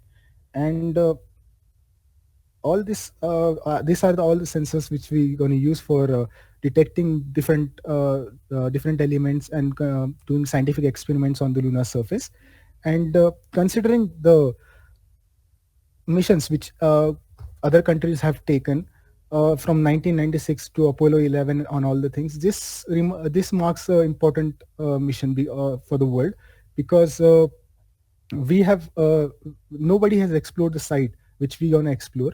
Nobody has even studied the area or the topography near that site, and we are the first one to land there and study the south poles, the poles of the moon, and this can make our nation to stand in a position of technological capabilities that we can also achieve moon landing and other astronomical things, which gonna give us further technological advancement, that if we're gonna have any moon base near the moon base, we can have it because we already have explored the area and all other things which are important for habitable zone of the human being.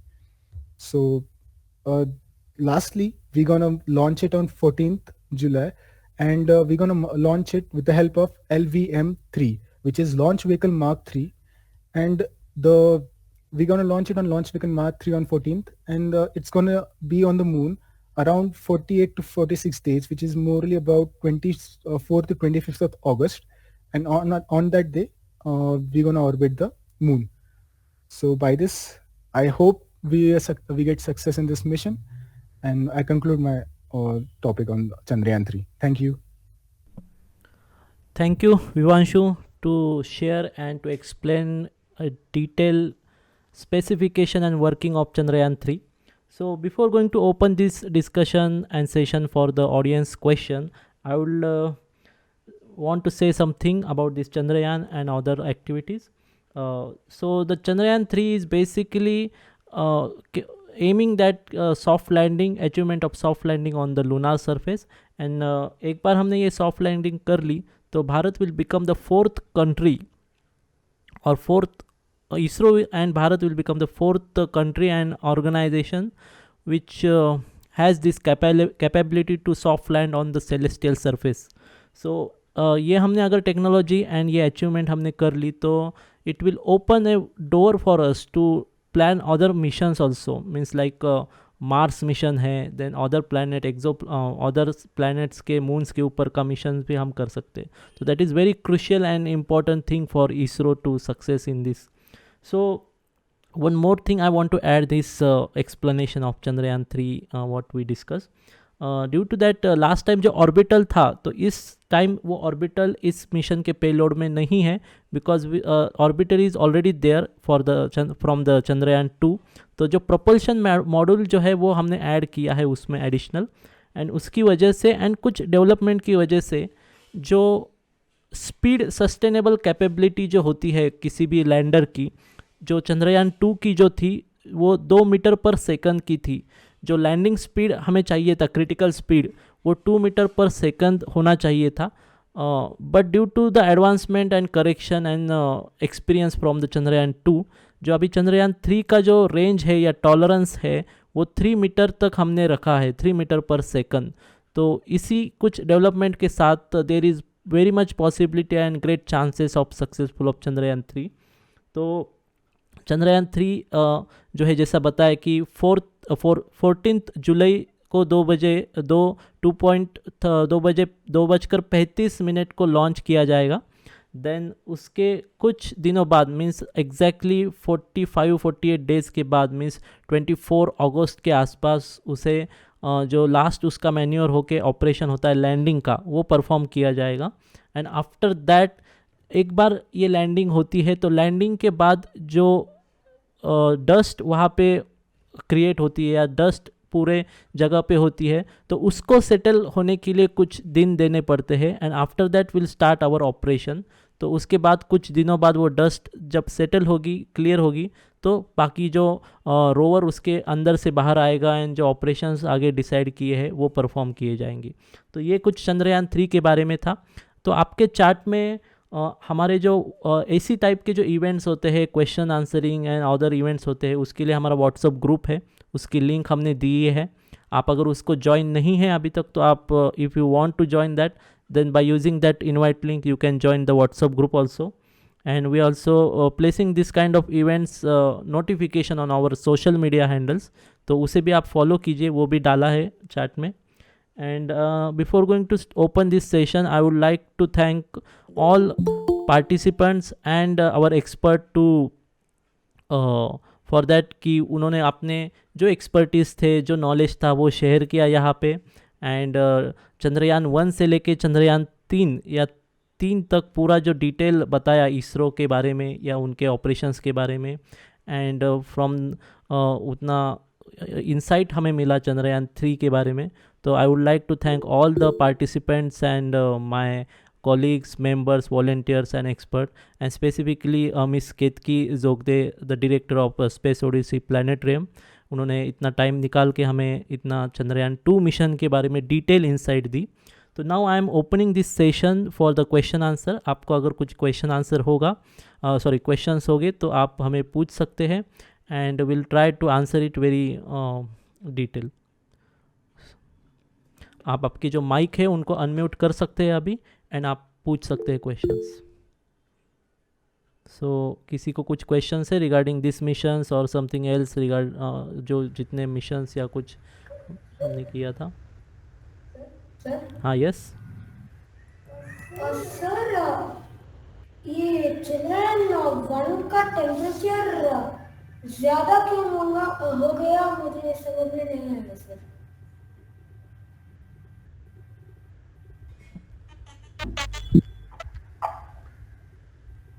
Hello. Sir हाँ, okay.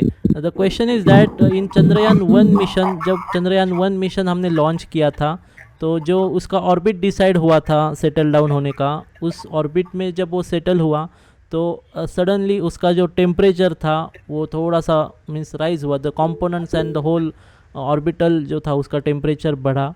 तो ये क्यों बढ़ा, what is the reason behind that, ये सवाल पूछा है. So from the expert, anyone want to answer this? I can means you can answer this question. All.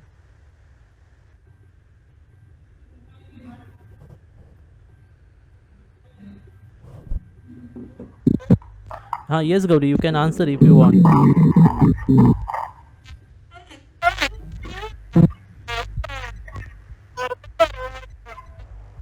Voice नहीं आ रही. Your voice is not clear, Gauri.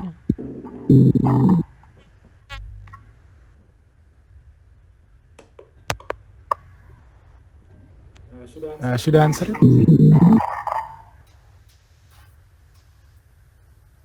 Hello. Yes. Yes, Gauri.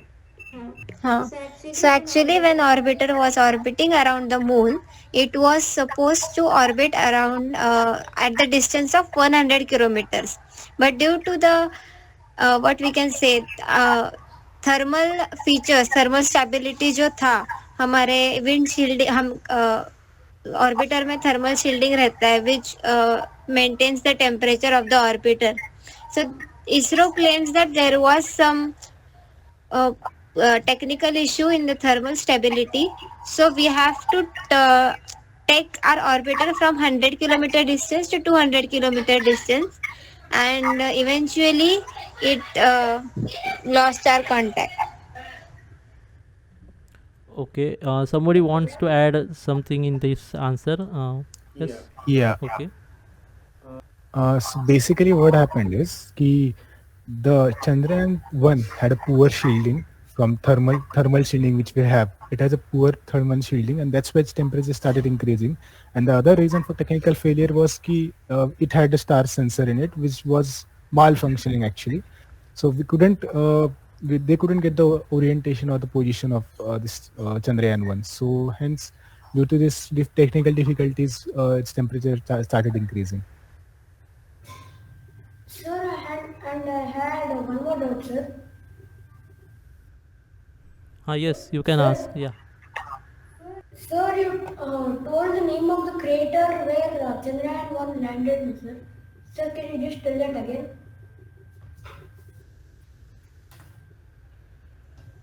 The name of the crater was Shackleton crater. Okay, ma'am, thank you. Yeah. Okay. Anyone? Next question, if you have anyone. Nitin Choubey, उनका कुछ सवाल है. Okay. आपने Kumar. Yes. Hi all. I and my son Prajwal are attending this session. Sir, thank you and all the experts for this session. We have a question related to the timing of these missions. Like we have seen Chandrayaan 2, it was also launched in the month of July. Now this Chandrayaan 3 is also getting launched in July. Is there any significance about this specific timing?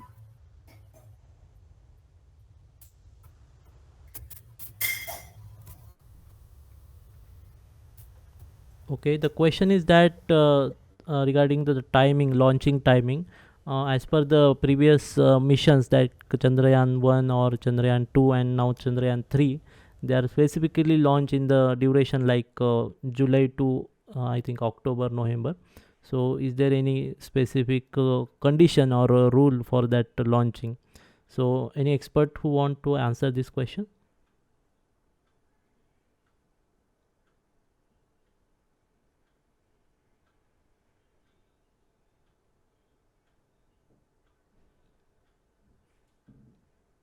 Okay. So basically the deciding the launching time and place also as well as is very crucial for these operations. Launching time decide करने के लिए जो होता है कि इसमें 3 factor देखे जाते हैं कि the position of earth respect to the sun's orbit, कि सन के ऑर्बिट में जो पोजीशन होता है अर्थ का उसे देखा जाता है. The second, the position of earth around its own axis, जो उसके ओन एक्सेस के अराउंड जो टिल्ट होता है अर्थ, वो भी एक देखा जाता है. And the location also matter, means आप ये कहाँ से लॉन्च कर रहे हो. Though the ISRO is means in the Bharat country, so we have our own location near to the equator. तो इक्वेटर के नियर जो लोकेशन है उसके हिसाब से ये पहले जो 2 कंडीशंस बताए थे मैंने, वो कब फेवरेबल होते हैं. मीन्स इसमें देखिए, if you want to launch your spacecraft to lunar, तो लूनार का जो फेस होता है वो सन के किस फेज़ में होता है ताकि कम से कम सोलर विंड का उसे सामना करना पड़े. And again the gravity also make very matter, कि हमें पता है कि अर्थ जो है ये इलिप्टिकल ऑर्बिट में रिवॉल्व होता है सन के. तो अगेन कि जो मिनिमम ग्रेविटी इफेक्ट आएगा कौन से भी ऑब्जेक्ट के ऊपर, तो वो कब आएगा, ये सब चीज़ों को देख के ही ये टाइमिंग डिसाइड किया जाता है.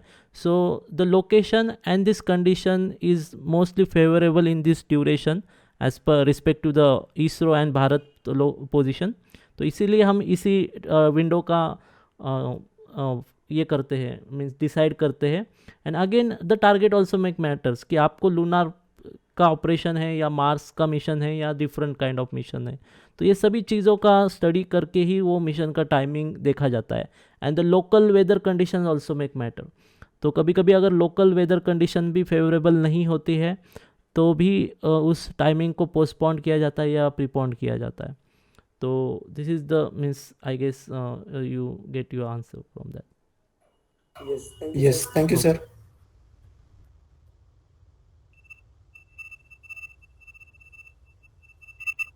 कौसनिक आप पूछ सकते हैं आपका सवाल. क्या problem? Okay, कौसनिक,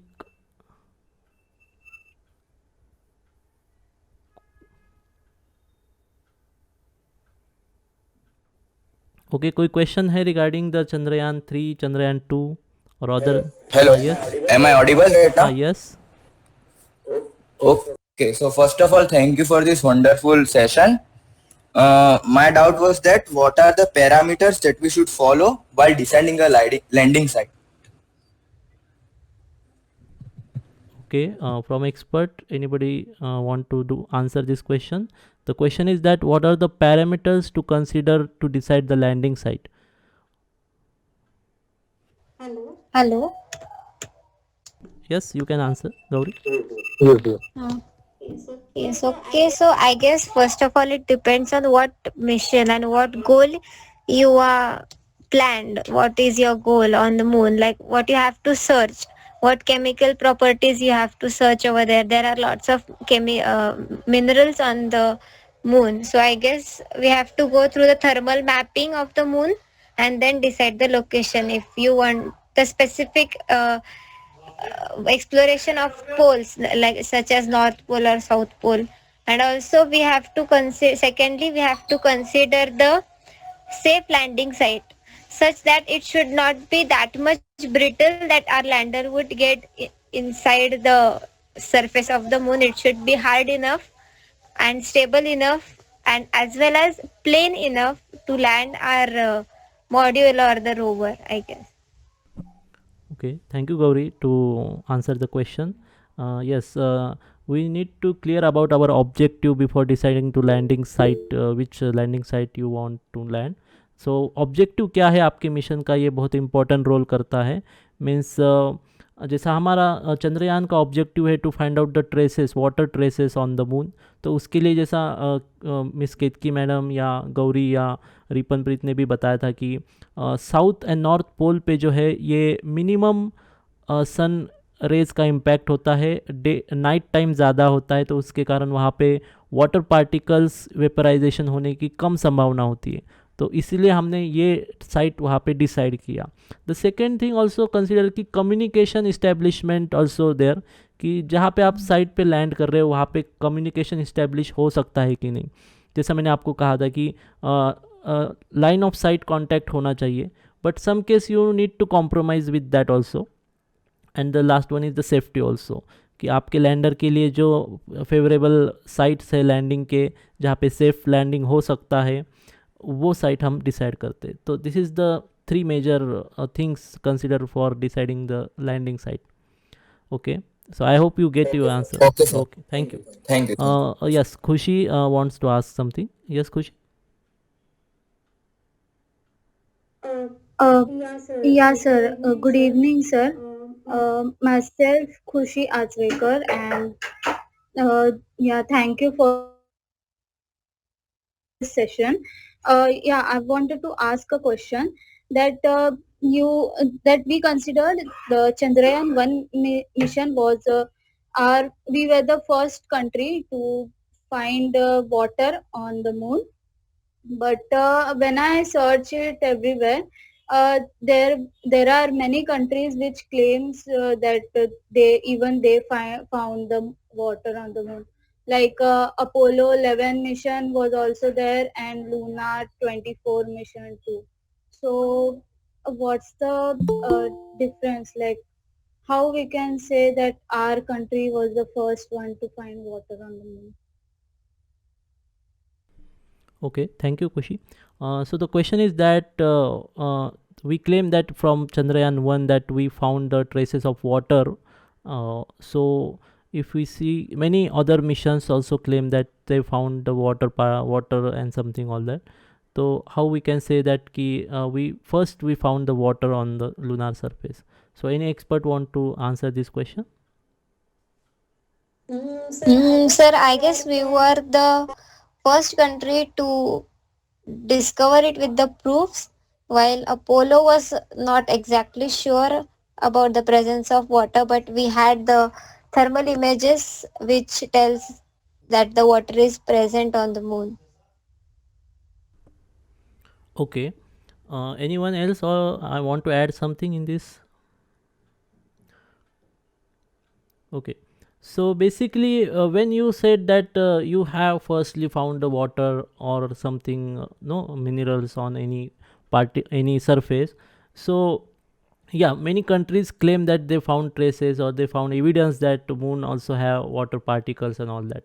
But the Chandrayaan-1 has specific proofs कि हर पार्टिकल्स या जैसे साइंस में कहते हैं कि प्रूफ आप जब तक नहीं लाते तब तक आप वो एक्चुअल में फैक्ट है या थ्योरी है ये बता नहीं सकते. तो जितने भी मिशंस हुए हैं इससे पहले उन्होंने जो ट्रेसेस निकाले थे या जो एविडेंस फाइंड आउट किए थे, that is basically the partial evidence of that कि मून पे कभी वाटर हो सकता था या होता इन पास्ट, ऐसे एविडेंस थे. बट Chandrayaan-1 को जो एविडेंस मिले that is the actual water particle present. And ऐसा क्यों हुआ? क्योंकि हमने साउथ पोल को एक्सप्लोर किया था और वहाँ पे जैसा पता है कि कुछ क्रेटर ऐसे है कि वहाँ पे सनलाइट अभी तक रीच हुआ भी नहीं, because when it is any pole तो वहाँ पे जो सनलाइट होता है वो टेपरिंग होता है उसका. तो टेपर होने के कारण वहाँ पे हम सनलाइट का ज़्यादा इंटरेक्शन नहीं होता सरफेस से, और वहाँ पे जो वाटर पार्टिकल्स का एविडेंस मिला that is very very much strong evidence कि हम वहाँ पे प्रूव कर पाए कि yes now also have the water. Means अभी भी सन के सरफेस जो है वहाँ पे वाटर पार्टिकल है. इससे पहले जो एविडेंस मिले थे वो काफ़ी नॉर्मल थे या काफ़ी कम थे, जिनकी वजह से वो कह पाते कि वहाँ पे वाटर है. तो ये एक कारण था कि Chandrayaan-1 का जो क्लेम था वो फाइनली अप्रूव किया गया with the help of NASA instrument also कि चांद के सरफेस के ऊपर अभी भी पानी है. तो दैट इज़ द थिंग. वैसे तो मीन्स क्लेम करने के लिए नंबर ऑफ थिंग्स आपको कंसीडर करनी पड़ती है.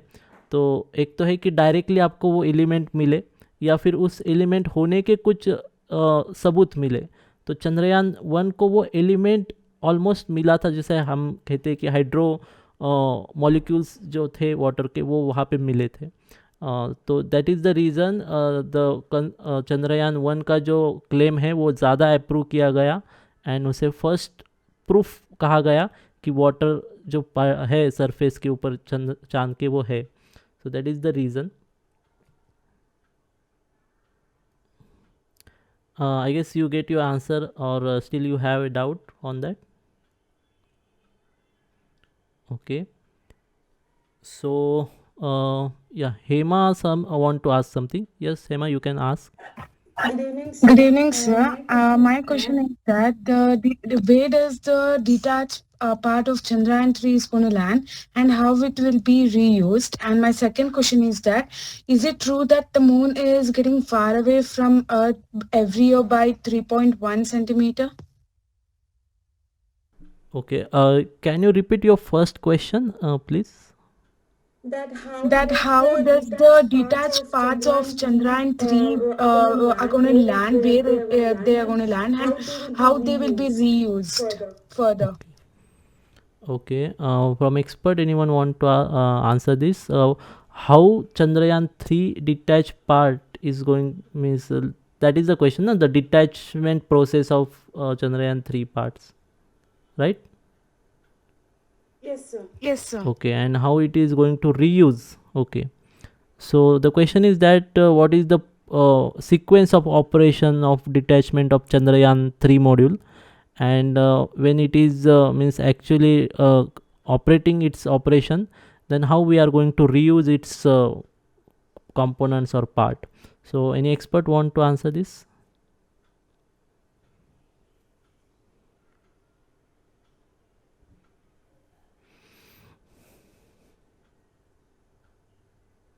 Okay, so basically as explained in Chandrayaan 2 and Chandrayaan 3's discussion, in Chandrayaan 3 we have three basic module like propulsion module and lander, and then in lander the rover also.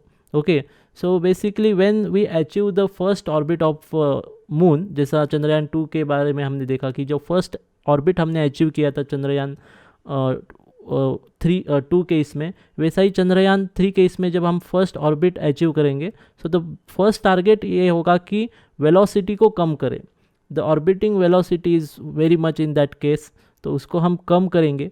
Then once we achieve the sufficient velocity और the decrease in that velocity, will start the detachment process.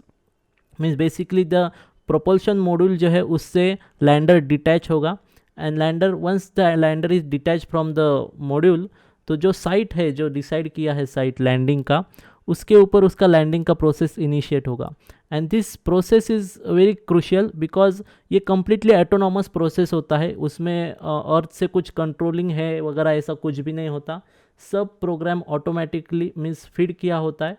जैसा हमने देखा अलग अलग sensors होते हैं lander के ऊपर, तो वो कंटिन्यूसली डेटा मॉनिटरिंग करते कि कितनी डिस्टेंस है, कितनी स्पीड है लैंडर की, और उस हिसाब से कितने आपको रॉकेट को फायर करना है ताकि आपको रेजिस्टेंस वेलोसिटी मिल पाए एंड आपकी जो लैंडिंग वेलोसिटी है वो कम होती जाए. तो ये ऑपरेशन स्टार्ट होगा once the detachment done. And एक बार हमने वो सफिशिएंट वेलोसिटी अचीव कर ली लैंडर की, तो then lander is going to land on that particular. And जब जो सब एक पर्टिकुलर स्पेसिफिक डिस्टेंस होता है लैंडिंग एंड यूर लैंडर के बीच में, तब फाइनल प्रोपल्शन होता है या फाइनल रॉकेट का एग्जॉस्ट होता है जो लास्ट वेलोसिटी को कम करता है, जो मैंने आपको बताई थी कि इस केस में हमारी 3 मीटर पर सेकंड की हमने रखी है टॉलरेंस में. तो वो होने के बाद फिर फाइनली लैंडर लैंड होता है. तो इस टाइप की प्रोसेस इसमें की जाती है. एंड आफ्टर लैंडिंग मैंने जैसा बताया कि मून की जो डस्ट है ये इतनी फाइन है कि आपकी टेल्कम पाउडर जो है उससे भी फाइन डस्ट होती है मून के ऊपर. तो ये डस्ट जो है ये काफ़ी इन्वायरमेंट में वहाँ पे फैल जाती है, and due to low gravity also उसको सेटल डाउन होने में बहुत टाइम लगता है. तो एक बार वो डस्ट सेटल डाउन होने के बाद लैंडर में से जो रोवर है वो बाहर आएगा, and then that rover is functioning. And जो आप रीयूज़ का बोल रहे हो, तो ये जो लैंडर या जो रोवर है ये मैक्सिमम टाइम के लिए डिज़ाइन किया गया है कि हम यूज़ कर पाए.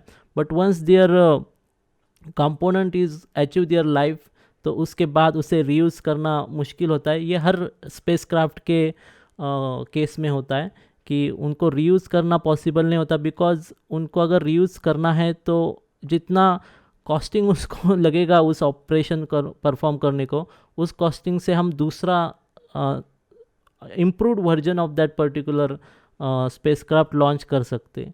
तो रीयूजेबल हम नहीं रखते, मीन्स नहीं रखते जनरली इस केसेस में। तो जितना भी इसका टाइम स्पैन डिसाइड किया गया है उतना वो परफॉर्म करेगा, एंड उसके बाद वो वैसे ही मीन्स उसी साइड पे रहेगा वो पूरा lander and rover. Okay, I hope you get your answer. Yes, sir. Thank you. And another question was that is the moon is getting far away from Earth? Yes, that was second question. Yes, that figure and that question is itself correct. Means moon is going far from the Earth's orbit. Moon जो है हर साल लगभग 1 inch से थोड़ा ज़्यादा distance जो है ये दूर जा रहा है धरती से। The causes is very means बहुत सारे कॉजेस है इसमें। एक कॉज ऐसा है कि अर्थ की जो खुद की कोर की वेलोसिटी जो है रिवॉल्व होने की, वो भी धीरे धीरे कम होती जाती है। उसकी वजह से जो ग्रेविटी कनेक्शन या ग्रेविटी लॉक कह सकते हो आप किसी भी ऑब्जेक्ट के साथ, तो वो धीरे धीरे कम होता है। तो इसकी वजह से भी ऑब्जेक्ट दूर जाते हैं। तो वेरियस मीन्स रीजंस है, अभी तक उसमें फिक्स ये रीज़न है ऐसा नहीं फाइंड आउट हुआ है। बट या मून धीरे धीरे दूर जा रहा है अर्थ से।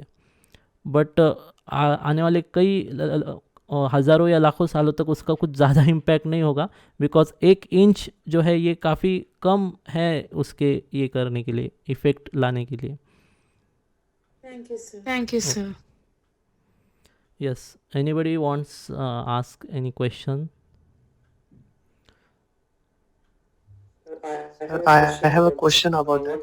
What is the lifetime of Chandrayaan 3? Sorry? Rover and all. Lifetime Lifetime of Chandrayaan. Okay. Lifetime क्या है लैंडर या रोवर का? Okay, any expert want to answer this? Lifetime क्या है?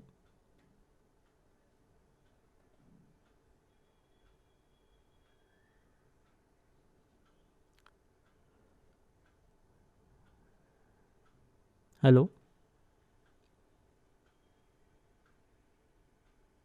Okay.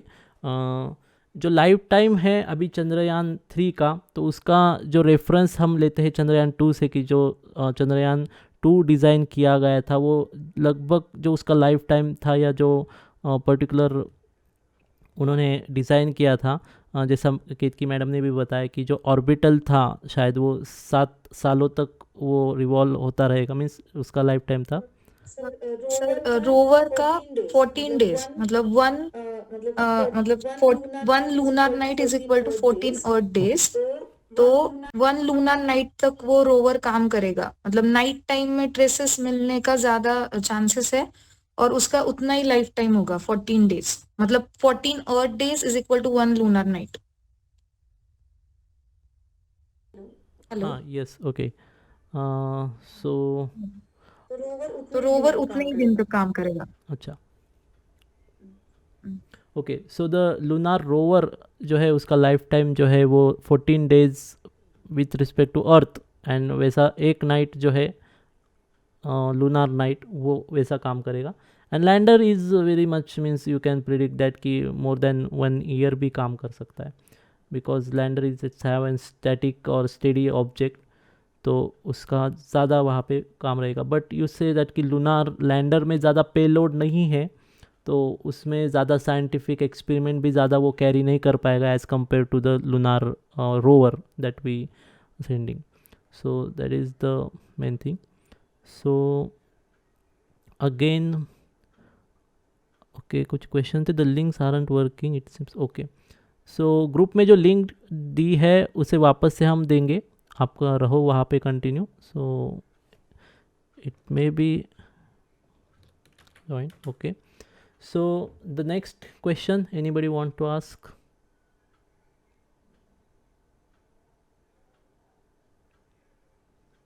Okay, I hope you get clarity about the whole mission to moons, and particularly the Chandrayaan 3.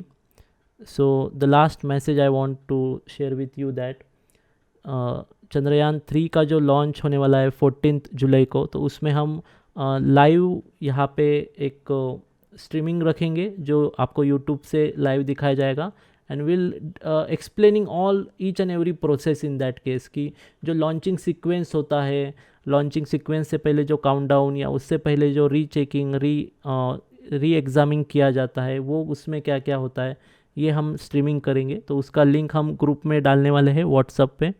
And when it is going to land on the lunar surface also, जो 24 अगस्त को होगा, तो तभी भी हमारा एक लाइव सेशन होगा जिसमें लैंडिंग का जो पूरा डिटेल है, जो आप देखते हो मेनी टाइम्स यू सी कि बड़ी बड़ी स्क्रीन होती है, ग्राफ्स होते हैं, क्या क्या उसमें बताया जाता है, तो वो सब वहाँ पे हम एक्सप्लेन करेंगे। तो ये 2 लाइव स्ट्रीमिंग होने वाले हैं, तो उसके लिंक्स हम ग्रुप में डालेंगे, so you can join that discussions also to get more understanding about the technicality of this process launching and landing. तो I hope you get your all answers. आपको अभी भी अगर बाद में कुछ आंसर होंगे तो you can ask in the WhatsApp group also. So thank you to all audience that you get your time here and join our discussion here. So yes, yeah, anybody want to ask something?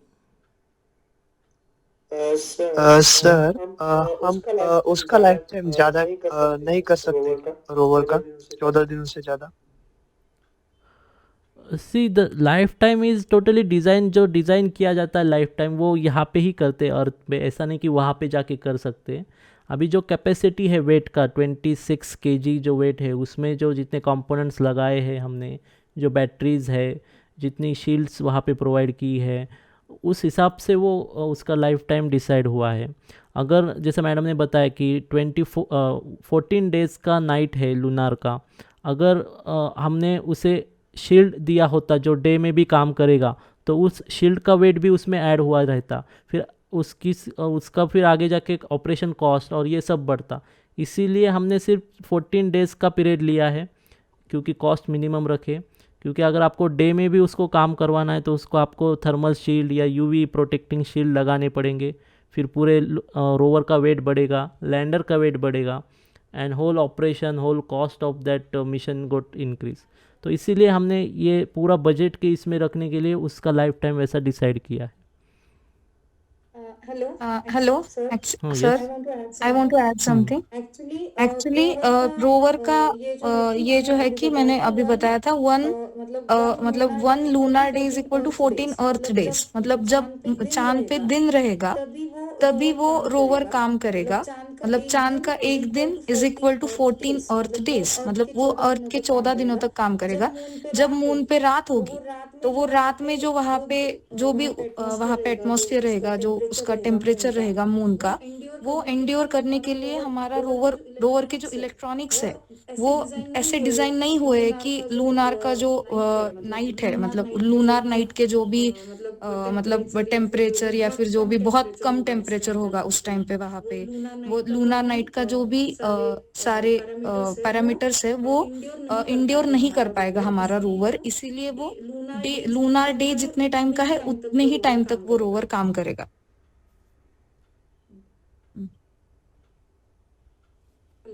Hello. Okay, yes, thank you ma'am. So Yeah. okay, any questions? Okay, so I hope you get all answers for your questions and get information about the Chandrayaan 3. So I'm here concluding this discussion. ये discussion का जो भी record है ये YouTube पे हम रखने वाले, so you can refer this और you can share with your friends also this. तो thank you to all audience and participants and guests to join this event and discuss your thoughts in that. So here I am concluding this event. Now you can left this discussion also. Thank you. Yes, thank you, sir, for organizing this event again. Yes. Thank you. Thank you.